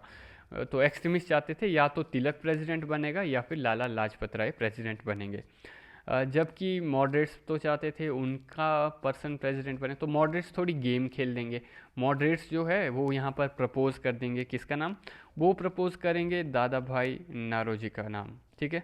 दादा भाई नौरोजी जो कि he was known as the grand old man of India, है ना। तो काफ़ी सीनियर थे ये, तो ऑब्वियसली दादा भाई नौरोजी के सामने फिर से अब जब ये दादा भाई नौरोजी ने शुरुआत की थी अपनी इसकी मूवमेंट्स की, तो उस समय पर जो है एक्सट्रीमिस्ट तो शायद छोटे छोटे बच्चे होंगे, तो काफ़ी सीनियर थे दादा भाई नौरोजी। तो अब इनको इनका नाम जो है प्रपोज किया गया, तो ऑब्वियसली फिर अब फिर से एक्सट्रीमिस्ट में से कोई खड़ा नहीं होगा इनके अगेंस्ट। तो फिर दादा भाई नौरोजी प्रेसिडेंट बनते हैं, and he Dadabhai Naoroji presides over the meeting at the Calcutta session in 1906, ठीक है। तो पर फिर जो है मॉडरेट्स बोलेंगे दादा भाई नौरोजी को, देखो भाई प्रेसिडेंट तो आप बने पर रेजोल्यूशन आप हमारे अकॉर्डिंग पास करो, हम जो बोलेंगे वो रेजोल्यूशन पास करो। तो फिर अब एक्सट्रीमिस्ट के अकॉर्डिंग रेजोल्यूशन पास होगा। यहाँ पर हम देखेंगे कि पहली बार जो है the goal of Indian National Congress was defined as Swarajya. पहली बार इंडियन नेशनल कांग्रेस का गोल जो है वो स्वराज्य को डिसाइड किया गया। स्वराज्य यानी कि सेल्फ गवर्नमेंट, ठीक है। स्वराज्य like self government in like the other colonies of United kingdom, है ना। यूनाइटेड किंगडम की तरह या तो दे दो हमें स्वराज्य, या फिर जो बाकी कॉलोनीज़ है यूनाइटेड किंगडम की जैसे कि ऑस्ट्रेलिया वगैरह हो गई, उनकी तरह हमें स्वराज्य दे दो। इसके अलावा इस रेजोल्यूशन में एक और चीज़ जो पास होगी वो ये पास हुई कि हाँ स्वदेशी मूवमेंट को कंटिन्यू किया जाएगा, हम बॉयकॉट को भी कंटिन्यू किया जाएगा। इसके अलावा जो है नेशनल एजुकेशन को प्रमोट करेंगे हम लोग देश के अंदर। तो इस तरह से जो एक्सट्रीमिस्ट का वे ऑफ एक्शन था उसकी विक्ट्री हुई, एक्सट्रीमिस्ट का जो काम करने का तरीका था उसकी विक्ट्री हुई। तो फिर कॉल दी जाएगी एक्सट्रीमिस्ट के द्वारा for wide passive resistance and boycott के लिए कॉल दी जाएगी एक्सट्रीमिस्ट के द्वारा, ठीक है ना। तो इन्होंने सोचा कि अब एक्सट्रीमिस्ट ने सोचा अब लोग जो है वो जाग चुके हैं और जो आज़ादी के लिए जो बैटल है उसकी शुरुआत हो चुकी है। तो देखो कांग्रेस एज एन ऑर्गेनाइजेशन, ठीक है, in 1885 it use to only talk about political reforms, ठीक है। उस समय उसने कभी भी स्वराज की मांग नहीं की थी। जब मॉडरेट्स ने इसकी स्थापना की थी, है ना, तो 1885 से लेकर 1905 तक इन लोगों ने कभी भी स्वराज की मांग नहीं की। 1906 तक आते आते कांग्रेस के अंदर स्वराज की जो पिपुड़ी है वो बजनी शुरू हो जाएगी, और कांग्रेस ने कहा कि फिर अब हम लोग जो है स्वराज की मांग कर रहे हैं। तो कांग्रेस अगर आप समझने की कोशिश करोगे फ्यूचर में, फिर अब 1929 में ये जो है पूर्ण स्वराज्य की मांग करेगी। किस चीज़ की? पूर्ण स्वराज्य की मांग करेगी। तो कहेगी कि भाई देखो अब हमको कुछ और नहीं चाहिए, हमको बस पूर्ण स्वराज्य चाहिए। ये जो मांग होगी ये लाहौर कांग्रेस के अंदर होगी इस बेसिस के रूप में, है ना। तो आप समझो कि कांग्रेस के जो गोल हैं वो स्टेज बाय स्टेज निकल के आ रहे हैं। और इनिशियली जब मॉडरेट्स रूल कर रहे थे तो मॉडरेट्स ने कोई एजिटेशन नहीं किया था, इन्होंने खाली राजकीय सुधार की मांग की थी। तो जब स्वदेशी मूवमेंट होता है तो स्वदेशी मूवमेंट बेसिकली क्यों हो रहा था, क्योंकि वो स्वराज की मांग के लिए हो रहा था। और फ्यूचर में 1929 में 1929 में जब पूर्ण स्वराज्य को की मांग करेंगे तो इसको अचीव करने के लिए ये लोग फिर उस समय पर सिविल डिसओबीडियंस मूवमेंट की शुरुआत करेंगे। तो आप समझने की कोशिश करो कि जो ये सिविल डिसओबीडियंस मूवमेंट था, जो नमक सत्याग्रह के रूप में जो हम पहचानते हैं आज की डेट में, that was actually an outcome of the पूर्ण स्वराज गोल को अचीव करने का एक आउटकम था। ये इनको पूर्ण स्वराज अचीव करना था, इसलिए एज आउटकम ये लोग जो है नमक सत्याग्रह के रूप में आंदोलन करेंगे। तो 1906 से 7 तक हम देखेंगे कि स्वदेशी मूवमेंट कंटिन्यू रहेगा और आगे चलता है। हमको पता चलता है कि मूवमेंट में जो है मॉडरेट्स का प्रभाव कम हो गया है और एक्सट्रीमिस्ट का प्रभाव बढ़ गया है। रेवोल्यूशनरी एक्टिविटीज़ का भी डेवलपमेंट होना शुरू हो गया था, जैसे बंगाल के अंदर जो है अनुशीलन समिति नाम करके बन करके एक बॉडी आई थी। और अरबिंदो, अगर आप समझने की कोशिश करो, इन दोनों के साथ ही जुड़े हुए थे। महर्षि अरविंद की खासियत ये थी कि he was part of the extremist leadership and he was also the guiding revolutionary youth of Bengal at this time। तो ये दोनों जो है साइड के ऊपर लोगों को एक तरफ मोटिवेट कर रहे थे और दूसरी तरफ एक्सट्रीमिस्ट लीडर भी थे। एक तरफ रेवोल्यूशनरीज को गाइड कर रहे थे और दूसरी तरफ एक्सट्रीमिस्ट लीडर थे। तो रेवोल्यूशनरी को ये गाइड करते थे कि तुम्हें यहाँ गोला मारना है, यहाँ ऐसा करना है, ठीक है। तो इस बेसिस के रूप में उनको गाइड करते थे। और साथ ही साथ इस पीरियड में हम देखेंगे कि गवर्नमेंट का स्टैंड भी काफ़ी बदल रहा था। गवर्नमेंट बहुत सारे हार्श कानून लेकर के आ रही थी ताकि लॉ एंड ऑर्डर को कंट्रोल कर सके और कैसे भी करके इनको रेवोल्यूशनरी को भी काबू में लाया जा सके।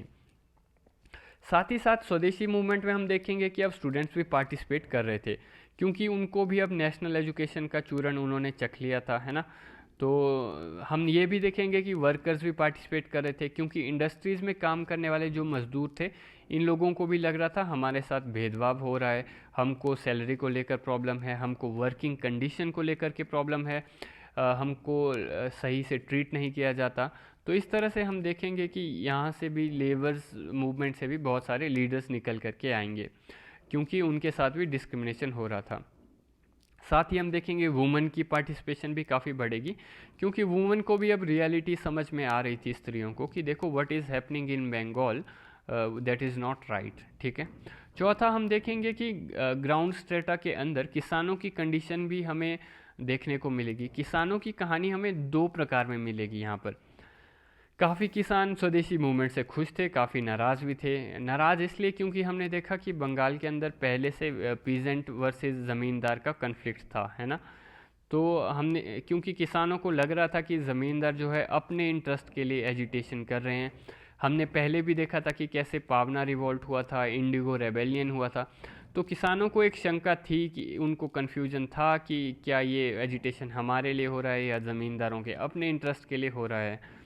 तो इस बेसिस के रूप में हम देखेंगे काफ़ी किसान भी इसमें पार्टिसिपेट नहीं करेंगे और थोड़े बहुत करेंगे भी। तो this was one of the major reason is also that farmers thought this was actually a zamindari agitation. And दूसरी प्रॉब्लम ये भी थी कि स्वदेशी मूवमेंट में स्वदेशी इंडस्ट्रीज़ को पुश किया गया था, है ना, स्वदेशी लेबर को पुश किया गया था, पर पीजेंट्री को लेकर के किसी ने उतनी ज़्यादा ऑर्गेनाइज्ड वे में आवाज़ नहीं उठाई थी, है ना, पीजेंट्री को लेके। तो किसानों को इनसिक्योरिटी थी कि देखो कहीं हमारा मुद्दा उठाया भी जा रहा है कि नहीं उठाया जा रहा। तीसरी बात ये भी आपको देखने को मिलेगी कि ईस्टर्न बंगाल में मैक्सिमम जो किसान थे वो मुस्लिम किसान थे और ज़मींदार वहाँ पर हिंदू थे। तो इससे पहले ऑलरेडी हिंदू मुस्लिम का इशू क्रिएट हो चुका था बंगाल में बाय दिस पीरियड, है ना। एंड यू विल फाइंड कि इस कारण से भी किसानों को लग रहा था कि ये तो हिंदू ज़मींदारों का मुद्दा है compare to the farmer issue at that time. और साथ में ये भी था कि देखो ईस्ट बंगाल की स्थापना हो गई थी इस पीरियड में, तो काफ़ी सारे मुस्लिम कम्युनिटी के लीडर्स ने कहा था कि देखो हमको किसी भी प्रकार के एजिटेशन में पार्टिसिपेट नहीं करना है। हमारी जो मांगे थी वो हमें मिल गई है, हमको एक स्टेट चाहिए था वह हमें मिल चुका है, और हमारी कौम को अल्टीमेटली अलाउ नहीं करेंगे पार्टिसिपेट करने के लिए। तो ये मुस्लिम कम्युनिटी को बेसिकली ईस्ट बंगाल चाहिए था इनकी लीडरशिप को, है ना, क्योंकि इन्होंने इस पीरियड में 1906 में इन्होंने मुस्लिम लीग की भी स्थापना की थी, है ना। तो हम देखेंगे यहाँ पर एक्सट्रीमिस्ट और मॉडरेट्स जहाँ पर एक तरफ लड़ाई कर रहे थे to control the Congress during that time, और उसी समय पर हम देखेंगे मुस्लिम लीग भी एस्टैब्लिश की गई थी। मुस्लिम लीग को ढाका के नवाब के द्वारा एस्टैब्लिश किया गया था, ठीक है। मुस्लिम लीग को किसने एस्टैब्लिश किया था? It was established by the Nawab of Dhaka, Dhaka के नवाब के द्वारा इसको एस्टैब्लिश किया गया था। तो यहाँ पर पार्टिसिपेशन के रूप में हमें ये सब चीज़ें देखने को मिलेंगी लोगों की पार्टिसिपेशन के रूप में। तो स्वदेशी मूवमेंट की इम्पैक्ट जो है बहुत बड़ी मात्रा में आपको देखने को मिलेगी कुछ रीजन्स में, और कुछ रीजन्स में हमें इसकी इम्पैक्ट कम भी देखने को मिलेगी। साथ ही साथ हम देखेंगे रेवोल्यूशनरी एक्टिविटीज़, जो क्रांतिकारी लोग थे ये भी अपने हिसाब से जो है काम करेंगे बैकग्राउंड में। तो स्वदेशी मूवमेंट को आगे बढ़ाने के लिए अब क्या होता है कि देखो जैसे जैसे अब टाइम ख़त्म हो रहा था 1906 का, तो अब 1907 में आपको कहानी देखने को मिलेगी आगे। 1907 में हम देखेंगे कि जो एक्सट्रीमिस्ट थे they were playing on now their own game. Extremist चाहते थे कि देखो ऑलरेडी स्वदेशी मूवमेंट अपनी पीक के ऊपर चला गया है, कांग्रेस के अंदर अब तो अध्यक्षता हमारी ही होनी चाहिए। हम अल्टीमेटली ये मानते हैं कि कांग्रेस की जो प्रेसिडेंट की दावेदारी है वो हमारे हाथ से आएगी तो ज़्यादा ठीक रहेगा, और इस बेसिस के रूप में स्वदेशी मूवमेंट को हम क्लाइमेक्स के ऊपर पहुंचा सकते हैं। हमारा क्लाइमेक्स वो होगा जब हमको स्वराज मिल जाएगा। तो हम देखेंगे 1907 के दिसंबर महीने तक आते आते इनके बीच में चर्चा हो रही है कि क्या करना चाहिए। तो एक्सट्रीमिस्ट चाहते थे कि देखो ये स्वदेशी मूवमेंट का कल्मिनेशन हमने किया है, वी हैड पॉपुलराइज द स्वदेशी movement, now it is our turn to lead the स्वदेशी मूवमेंट। मॉडरेट्स वर लाइक कि तुम तो छोटे बच्चे हो, तुम अभी इमेच्योर हो, जिस प्रकार से तुमने आंदोलन किया है इस आंदोलन में तुमने बहुत सारी गड़बड़ियाँ की है, लोगों को लाठियाँ खिलवाई हैं, लोगों को अरेस्ट होना पड़ा है, काफ़ी लोगों को जेल में जाना पड़ा, काफ़ी लोग डिपोर्ट हो गए, काफ़ी लोगों को अंडमान भेजा गया, काफ़ी लोगों को रंगून भेजा गया। तो काफ़ी लीडर्स को आप उठा लो, है ना, लाला लाजपत राय जी को भी रंगून भेजा गया था। तो इस तरह से मॉडरेट्स कहेंगे कि अगर तुम्हें पूरे भारत की आगेबानी दे दी जाए तो तुम तो लोगों को डुबा दोगे, है ना। तो इस बेसिस के रूप में मॉडरेट्स चाहते थे कि प्रेसिडेंट हमारा ही होना चाहिए ताकि हम सही रूप से स्वदेशी मूवमेंट को गाइड कर सकें। तो अब प्रेसिडेंट कौन बनेगा, कैसा बनेगा, कहाँ से बनेगा, उसको लेकर के डिसाइड करने के लिए लोकेशन भी बहुत ज़्यादा ज़रूरी थी कि जो सेशन होगा वो किस लोकेशन पर होगा, क्योंकि ऑब्वियसली होम स्टेट के अंदर से प्रेसिडेंट नहीं बन सकता था। तो एक्सट्रीमिस्ट चाहते थे कि 1907 का जो सेशन हो वो नागपुर में हो, क्योंकि नागपुर जो है वो उस समय पर सेंट्रल प्रोविंस का पार्ट था। तो अगर नागपुर में सेशन होता तो तिलक या फिर लाला लाजपत राय में से कोई भी प्रेसिडेंट बन सकता था। जबकि मॉडरेट्स जो चाहते थे कि सेशन जो है वो सूरत में हो ताकि तिलक जो है वो प्रेसिडेंसी से बाहर हो जाए, ऐसा मॉडरेट्स चाहते थे। तो दोनों मॉडरेट्स और एक्सट्रीमिस्ट जो हैं अपनी अपनी रिजिड पोजीशन पर ले आएंगे और कॉम्प्रोमाइज़ के लिए जगह नहीं छोड़ेंगे। तो फिर भी हम घूम फिर के देखेंगे कि सेशन जो है वो फाइनली सूरत में ही होगा। 26 दिसंबर 1907 को सूरत में होगा कांग्रेस का सेशन। तो इस सेशन में क्या होगा कि अब जो है एक्सट्रीमिस्ट डिसाइड करेंगे, सॉरी मॉडरेट्स जो है किसी तरह से अनाउंस कर देंगे कि प्रेसिडेंट जो है वो बनेंगे रास बिहारी घोष। तो रास बिहारी घोष को प्रेसिडेंट चुना गया कांग्रेस का, और ये चीज़ जो है एक्सट्रीमिस्ट को पसंद नहीं आई, तिलक के सपोर्टर्स को ये चीज़ पसंद नहीं आई, और हम देखेंगे इसमें फिर मारा मारी हो जाएगी। तिलक के सपोर्टर्स जो है वो चप्पल जूते मारना शुरू करेंगे और इस तरह से लड़ाई हो जाएगी वहाँ पर। जूते फेंके गए थे स्टेज के ऊपर, है ना, रास बिहारी घोष के ऊपर, सुरेंद्रनाथ बनर्जी के ऊपर स्टेज पर जूते फेंके गए थे तिलक के सपोर्टर्स के द्वारा, कुर्सियाँ वगैरह उठाई गई थी आपस में, है ना। तो इस तरह से वॉयलेंस देखने को मिलेगा हमें कांग्रेस के इस सेशन के अंदर, जो कि सूरत में हुआ 26 दिसंबर 1907 को। तो कांग्रेस इस तरह से हम देखेंगे दो टुकड़ों में बंट गई। तो इसे हम कहते हैं सूरत स्प्लिट। कांग्रेस यहाँ पर दो टुकड़ों में बंट गई।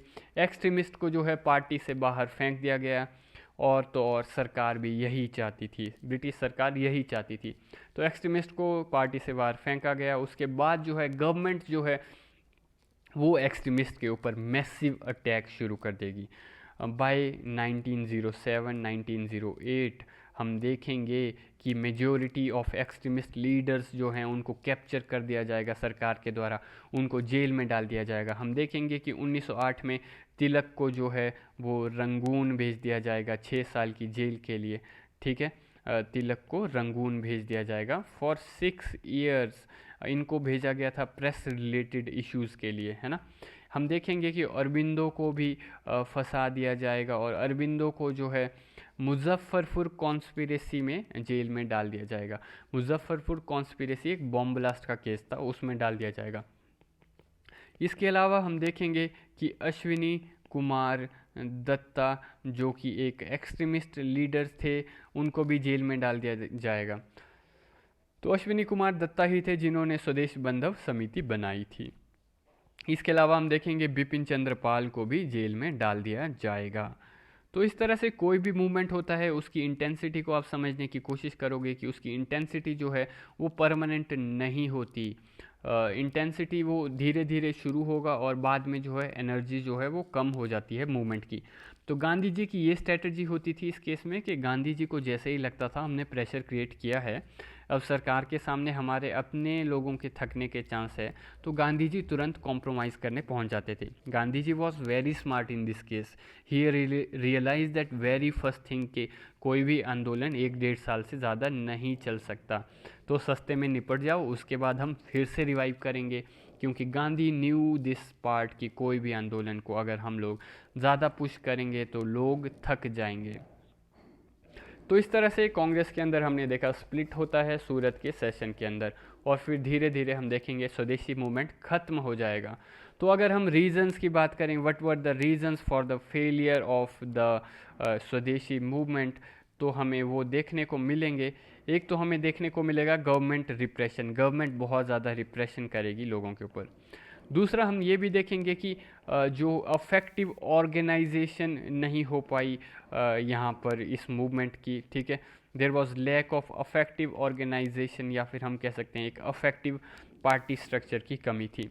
इसके अलावा हम देखेंगे कि मूवमेंट जो है लीडरलेस रह जाएगी, क्योंकि मैक्सिमम लीडर्स को जो है अरेस्ट कर दिया जाएगा या डिपोर्ट कर दिया जाएगा बाय 1908।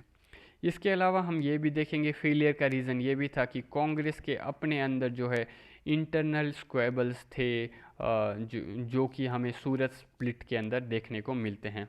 हम देखेंगे कि किस तरह से 1908 तक तिलक को भी जेल में डाल दिया जाएगा सेडिशन चार्जेस के लिए, और अरबिंदो भी कहेंगे कि अब मैं एक्टिव पॉलिटिक्स से रिटायरमेंट ले रहा हूँ, मैं अब स्पिरिचुअलिज्म की तरफ जा रहा हूँ। वहीं लाला लाजपत राय हम देखेंगे यूके जाएंगे, फिर यूएसए जाएंगे फर्दर स्टडी के लिए, और तो और विपिन चंद्र पाल भी जो है क्विट कर देंगे एक्टिव पॉलिटिक्स को। इसके अलावा हमें ये देखने को मिलेगा कि इन्हें अच्छे से पता नहीं था कि जो एनर्जी है लोगों के अंदर रिजेंटमेंट की, उसको प्रॉपरली कैसे टैप करना है, इस एनर्जी को प्रॉपरली कैसे टैप करना है, इस चीज़ का इनको आइडिया नहीं था। बाकी हम ये भी देखेंगे कि ये जो मूवमेंट था ये largely it remained confined to the upper middle class, upper और मिडल क्लास दोनों तक ये कन्फाइंड रहा। तो बाकी हमने जैसा अभी देखा कि it is difficult to sustain a mass based movement. एक मास बेस्ड मूवमेंट को हाई पिच पर लंबे समय तक सस्टेन कर पाना मुश्किल होता है। इसके अलावा हम ये भी देखेंगे कि नॉन कोऑपरेशन और पैसिव रेजिस्टेंस आइडियाज़ के रूप में ही ज़्यादा रहे, वो एक्चुअली उतना ज़्यादा इम्प्लीमेंट नहीं हो पाए। एक लिमिट से ज़्यादा नॉन कोऑपरेशन और पैसिव रेजिस्टेंस इम्प्लीमेंट नहीं हुए, वो सिर्फ आइडिया बन के रह गए, ठीक है। तो ये थे फेलियर के रीजंस। पर अगर हम असेस करें अब स्वदेशी मूवमेंट को कि क्या इसमें कुछ पॉजिटिव भी था कि नहीं था, तो अगर हम इसकी पॉजिटिव चीज़ों को देखें तो पॉजिटिव्स हमें जो देखने को मिलते हैं स्वदेशी मूवमेंट के, वो ये कि ये टर्निंग पॉइंट था इंडियन मॉडर्न हिस्ट्री के अंदर। It was a leap forward, ठीक है, it was a leap forward, क्योंकि हम देखेंगे कि स्टूडेंट्स, वुमेन और कुछ सेक्शंस अर्बन और रूरल पॉपुलेशन के भी पार्टिसिपेट करेंगे इसमें। तो इस तरह से हम देखेंगे इंडियन नेशनल मूवमेंट में एक तरह से लीप फॉरवर्ड था, ये एक कदम आगे बढ़े थे हम। दूसरा ये कि ये जो मूवमेंट था ये सिर्फ और सिर्फ पॉलिटिकल एक्शन तक ही कन्फाइंड नहीं था। इसमें जो है आर्ट की ग्रोथ होगी, इंडियन आर्ट की, इसमें इंडियन लिटरेचर की ग्रोथ होगी, इसमें इंडियन साइंस एंड इंडस्ट्रीज़ की भी ग्रोथ होगी। तो इस तरह से हम देखेंगे ये मूवमेंट लिमिटेड नहीं था सिर्फ और सिर्फ पॉलिटिकल एक्शन तक, तो ये भी हमें पॉजिटिव पॉइंट देखने को मिलता है। इसके अलावा जो कॉलोनियल आइडियाज़ और इंस्टीट्यूशंस थे उनकी जो हेजीमनी थी ना, उसको ख़त्म करेगा ये मूवमेंट, क्योंकि अब भारतीयों ने अपने इंस्टीट्यूशंस वगैरह बनाने की शुरुआत की थी। इसके अलावा हम ये भी देखेंगे कि सरकार जो है 1911 के अंदर बंगाल की पार्टीशन को ख़त्म कर देगी। They will annul the partition of Bengal in 1911। तो इस तरह से ये भी हमें दिखाता है कि ये स्वदेशी मूवमेंट का ही एक इम्पैक्ट था। वहीं अगर हम कुछ नेगेटिव पॉइंट्स की बात करें इस मूवमेंट के, तो नेगेटिव पॉइंट्स में हमें ये देखने को मिलता है कि जो मोस्ट ऑफ द अपर और मिडिल क्लास के जो मुस्लिम्स थे they will stay away from this movement. तो ये हमें one of the negative point देखने को मिलता है। और हम देखेंगे इसी पीरियड में जो है वो मुस्लिम लीग की स्थापना की जाएगी। किसके द्वारा की जाएगी? ये की जाएगी नवाब ऑफ डेक्का जो थे नवाब सलीमुल्लाह, ठीक है, इनके द्वारा मुस्लिम लीग की जो है वो स्थापना की जाएगी। और अगर नेगेटिव पॉइंट्स में हम देखें तो हमें ये देखने को मिलता है दिस मूवमेंट लैक्ड कंसिस्टेंसी। इसमें कंसिस्टेंसी की कमी थी, कभी बीच में राइज एंड फॉल हमें देखने को मिलेंगे, पर कंसिस्टेंस उतनी ज़्यादा नहीं थी। इसके अलावा हम ये भी देखेंगे जो स्वराज की डेफिनेशन थी वो सबकी अलग ही थी। एक्सट्रीमिस्ट चाहते तो स्वराज थे, पर हम देखेंगे तिलक के लिए स्वराज की डेफिनेशन कुछ अलग थी और अरबिंदो के लिए स्वराज की डेफिनेशन कुछ अलग थी। फॉर एग्जांपल तिलक के लिए स्वराज का मतलब था some sort of self government, है ना। वहीं अरबिंदो के लिए स्वराज का मतलब था complete independence from foreign rule. तो लीडर्स की अपने अपने ही डिफरेंस थे स्वराज की डेफिनेशन में। तो ये स्वराज की जो डेफिनेशन है ये फ्यूचर में हमें 1930 में या 31 में डिफाइन हो जाएगी, जब कराची के अंदर जो है सरदार वल्लभ भाई पटेल कराची कांग्रेस को लीड करेंगे। तो उन्होंने कहा कि स्वराज कैसा होगा? स्वराज जब हमें मिलेगा तो हमें फंडामेंटल राइट्स मिलेंगे। स्वराज जब मिलेगा तो आपको इकोनॉमिक एक्टिविटीज़ में मिलेगा, देखने को मिलेंगी। स्वराज जब मिलेगा आपको तो नेशनल इकोनॉमिक प्रोग्राम मिलेगा। स्वराज मिलेगा तो आपको ये मिलेगा तो वो मिलेगा। तो इस तरह से उन्होंने काइंड ऑफ डिफाइन किया था स्वराज को। फ्यूचर में देखेंगे हम ये चीज़ 1930-31 के आसपास जब कराची में कांग्रेस का सेशन होगा। इसके अलावा अगर हम नेगेटिव पॉइंट कह सकते हैं एक, तो वो ये कह सकते हैं कि इस मूवमेंट में हमें काफ़ी ज़्यादा रिवाइवलिस्ट और ऑब्सर्कनिस्ट जो है वो टोन देखने को मिलेगी। तो इस वजह से जैसे फॉर एग्ज़ाम्पल तिलक जो है वो इस पीरियड में हम देखेंगे एज ऑफ कंसेंट बिल को जो है अपोज करेंगे। तो ये रिवाइवलिस्ट टोन हम थोड़ी बहुत इसको अगर नेगेटिव पॉइंट में देखना चाहें वो देख सकते हैं। इसके अलावा हम देखेंगे नेगेटिव पॉइंट्स में ये भी कहा जा सकता है कि जो ऑर्गेनाइजेशन थी गणपति और शिवाजी फेस्टिवल की, उनको as a national festival organize किया गया। तो इस वजह से जो मुस्लिम्स हैं दे स्टेड अवे। तो ये भी एक नेगेटिव पॉइंट्स हो सकता है, ठीक है।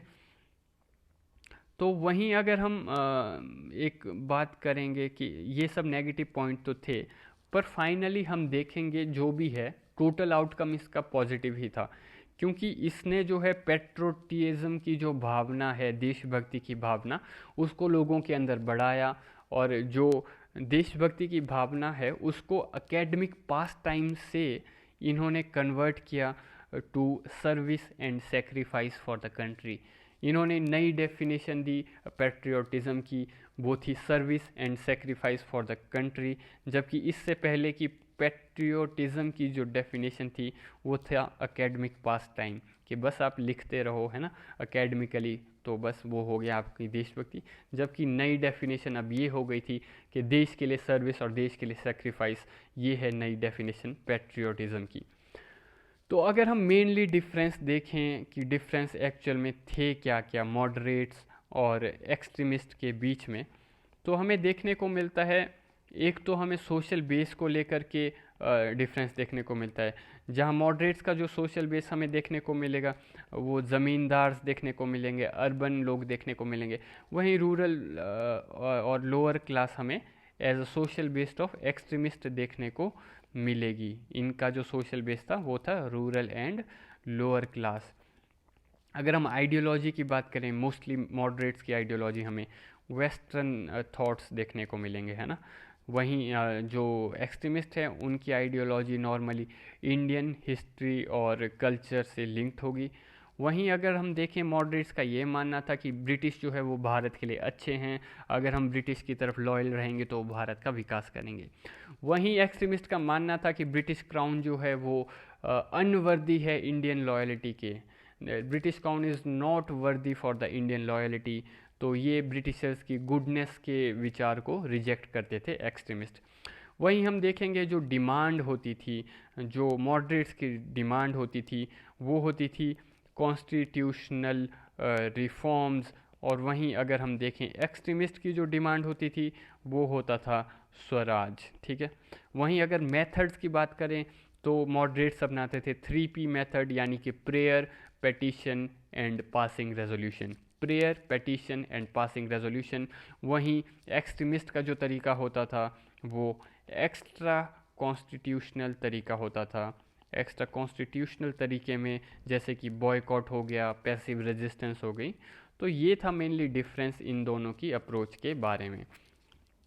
बाकी हम देखेंगे कि 1909 तक आते आते क्या होगा कि मॉर्लेमेंटो रिफॉर्म्स के इनिशिएटिव लिए जाएंगे गवर्नमेंट के द्वारा। तो मॉर्लेमेंटो रिफॉर्म्स के इनिशिएटिव किसके द्वारा लिए जाएंगे? गवर्नमेंट के द्वारा। और ये क्यों लिए जाएंगे? क्योंकि जो है स्वदेशी मूवमेंट की वजह से ये लिए जाएंगे। स्वदेशी मूवमेंट अल्टीमेटली जिस तरह से पॉपुलर हो रहा था 1905 से लेकर 1908 तक, जिस तरह से यहाँ पर घटनाएं हुई, इसने मॉडरेट्स के रोल को कम किया और एक्सट्रीमिस्ट के रोल को पॉपुलर किया। भारत के अंदर इसी पीरियड में एक्सट्रीमिज़म से मोटिवेट होकर के रेवोल्यूशनरी युद्ध भी निकल करके आए थे, जो कह रहे थे कि हम क्रांति करेंगे और इन रेवोल्यूशनरीज़ को दबाने के लिए सरकार कानून पास करेगी। गवर्नमेंट ने डिसाइड किया कि एक तो हम मुस्लिम लीग को क्रिएट करवा देंगे और इनको अपीज़ करने की शुरुआत करेंगे। अपीज़मेंट का मतलब है कि हम इनको मुस्लिम लीग को अपीज़ करेंगे, लॉलीपॉप देंगे हम इनको। और दूसरा, एक्सट्रीमिस्ट को सप्रेस करने की शुरुआत करेंगे गवर्नमेंट उस समय पर। तो एक्सट्रीमिस्ट को सप्रेस करेगी सरकार इस समय पर, और जो बचे कुचे मॉडरेट्स थे इनको भी लॉलीपॉप देने के लिए सरकार फिर इस समय पर मॉर्लेमेंटो रिफॉर्म्स लाएगी। तो ये जो मॉर्लेमेंटो रिफॉर्म्स हैं ये एक तरह से कंटिन्यूएशन है स्वदेशी मूवमेंट को ख़त्म करने की स्ट्रेटजी के रूप में। आप देखो कि पहला कानून कब लाया था इन्होंने, काउंसिल एक्ट 1861 में लाया था। और ये क्यों लाया था? क्योंकि 1857 का रिवॉल्ट हुआ था, उसके आउटकम में ये आया था। उसके बाद 30 साल तक कोई कानून नहीं आया, फिर ये लाएंगे 1892 में दोबारा। और क्यों लाएंगे? क्योंकि इस समय पर कांग्रेस बनी थी और थोड़ा प्रेशर बनना शुरू हो गया था इनके ऊपर। तो इसके बाद 17 साल तक you will find now that duration of the reforms are getting narrower and narrower. जो ये रिफॉर्म्स है इनके बीच की ड्यूरेशन कम होती जा रही है, टाइम ड्यूरेशन। और इसके पीछे का कारण ये है कि क्योंकि अब सरकार को समझ में आ रहा था कि जितना बड़ा आंदोलन होगा उतनी जल्दी हमको कोई ना कोई रिफॉर्म लाना पड़ेगा, वरना ये लोग जो है डाइवर्ट नहीं होंगे। तो इस आंदोलन के द्वारा अल्टीमेटली ये चीज़ प्रूव होती है कि स्वदेशी मूवमेंट जो है वो सक्सेसफुल था, क्योंकि तभी तो इन्होंने मॉर्लेमेंटो रिफॉर्म लाए, है ना। स्वदेशी मूवमेंट के आउटकम के रूप में हम देखेंगे कि मॉर्लेमेंटो रिफॉर्म आएंगे। तो पोस्ट स्वदेशी मूवमेंट हम दो चीज़ देखेंगे, एक तो रेवोल्यूशनरी एक्टिविटीज़ में इंक्रीज़ होगा, दूसरा हम देखेंगे कि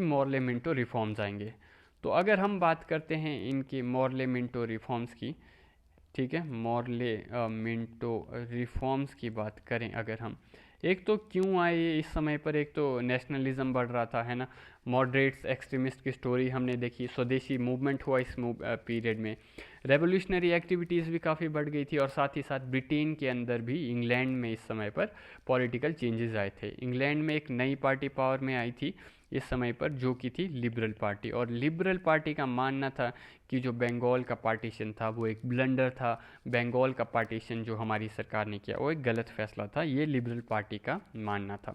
इसके अलावा इस पीरियड में हम देखेंगे मुस्लिम लीग का भी राइज होगा, है ना, और साथ ही साथ हम ये भी देखेंगे कि गोपाल कृष्ण गोखले इस पीरियड में इंग्लैंड जाएंगे, इंग्लैंड में जाकर के वो डिमांड करेंगे कि कॉलोनीज़ को जो है सेल्फ गवर्नेंस दी जाए। तो हम देखेंगे फिर इस पीरियड में, बाय द पीरियड ऑफ 1907 हम देखेंगे जो सेक्रेटरी ऑफ स्टेट होता था इंग्लैंड के अंदर, है ना, secretary of state for India, उसके काउंसिल के अंदर रिफॉर्म्स होना शुरू हो जाएगा। हम देखेंगे कि इंडियंस को अपॉइंट किया जाएगा सेक्रेटरी ऑफ स्टेट के काउंसिल में लंदन के अंदर। इस समय पर सेक्रेटरी ऑफ स्टेट कौन था, इस समय पर था लॉर्ड मॉर्ले। तो हम देखेंगे 1907 में इनको अपॉइंट किया जाएगा।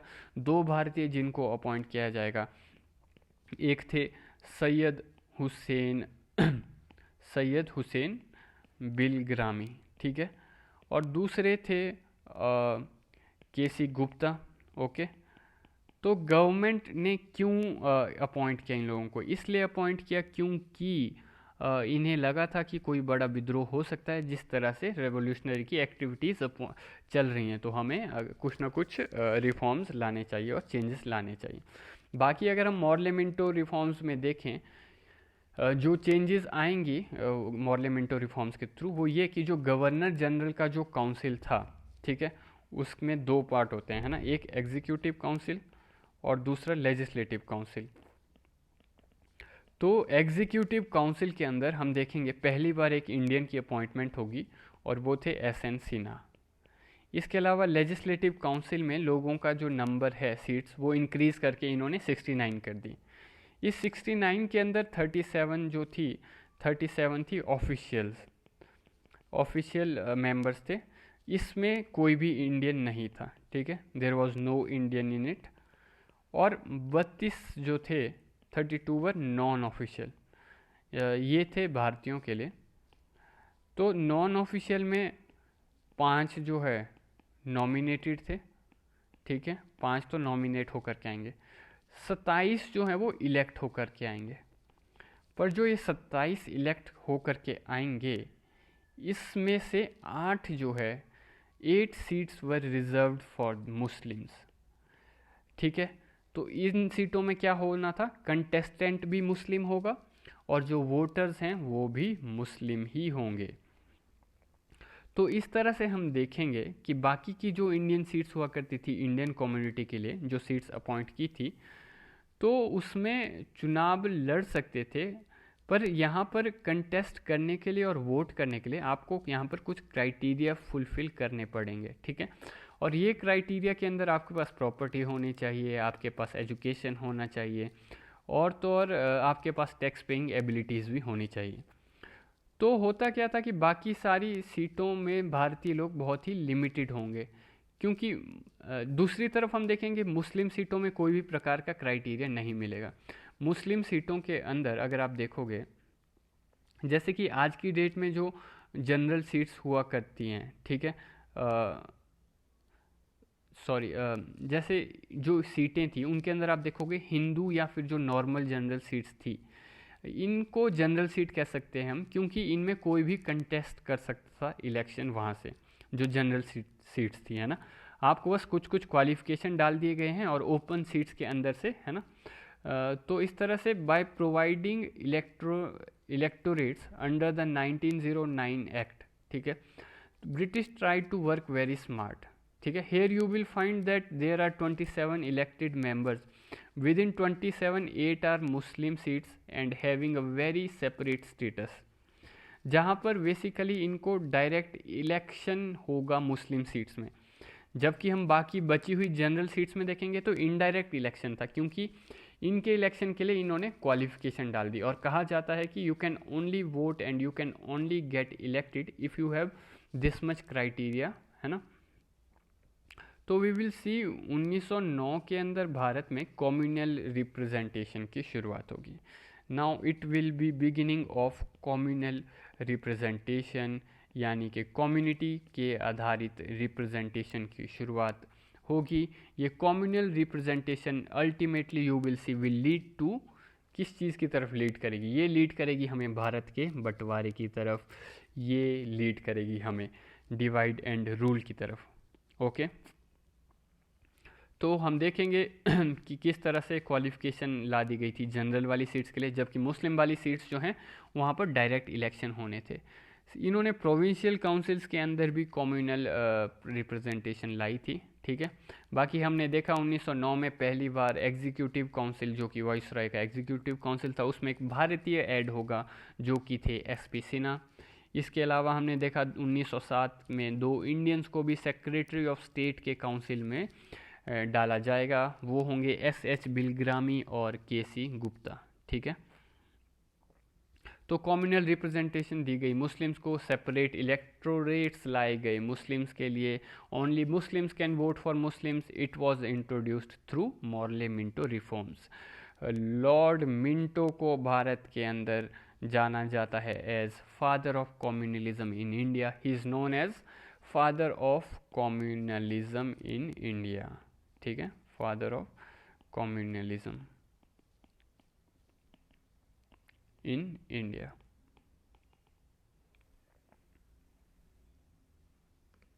तो मॉर्ले मिंटो रिफॉर्म्स में इंक्रीज होंगी representation of Indians in the legislative council, ठीक है। और तो और members of legislative council could engage in discussions on the budget. तो यहाँ पर हमें रोल ऑफ काउंसिल्स की अगर हम बात करें, अब डिस्कशन अलाउ कर दी गई थी भारतीयों के लिए कि वो they can discuss the budget and financial matters, ठीक है। और तो और रेजोल्यूशन भी अलाउ कर दिए थे, पर कि भाई रेजोल्यूशन पास कर सकते हैं, पर ये जो रेजोल्यूशन थे they were only recommendatory in nature, यानी कि बाइंडिंग नहीं थे। इनके द्वारा पास किए गए रेजोल्यूशन सिर्फ रिकमेंडेटरी थे नेचर में, और थोड़े बहुत सब्जेक्ट पर रिस्ट्रिक्शंस थी अभी भी, है ना। इसके अलावा हम देखेंगे कि सप्लीमेंट्री क्वेश्चन पूछना भी अलाउ कर देंगे, ठीक है। Supplementary questions were allowed, okay. बाकी अगर हम देखें कुछ नाम जो इंडियन मेंबर्स थे लेजिस्लेटिव काउंसिल में, तो उसमें हमें देखने को मिलते हैं गोपाल कृष्ण गोखले, दिनशा वाचा, एस.एन. बनर्जी, मदन मोहन मालवीय, तेज बहादुर सप्रू, यहाँ तक कि मोहम्मद अली जिन्ना भी हमें देखने को मिलेंगे। He was part of the legislative council.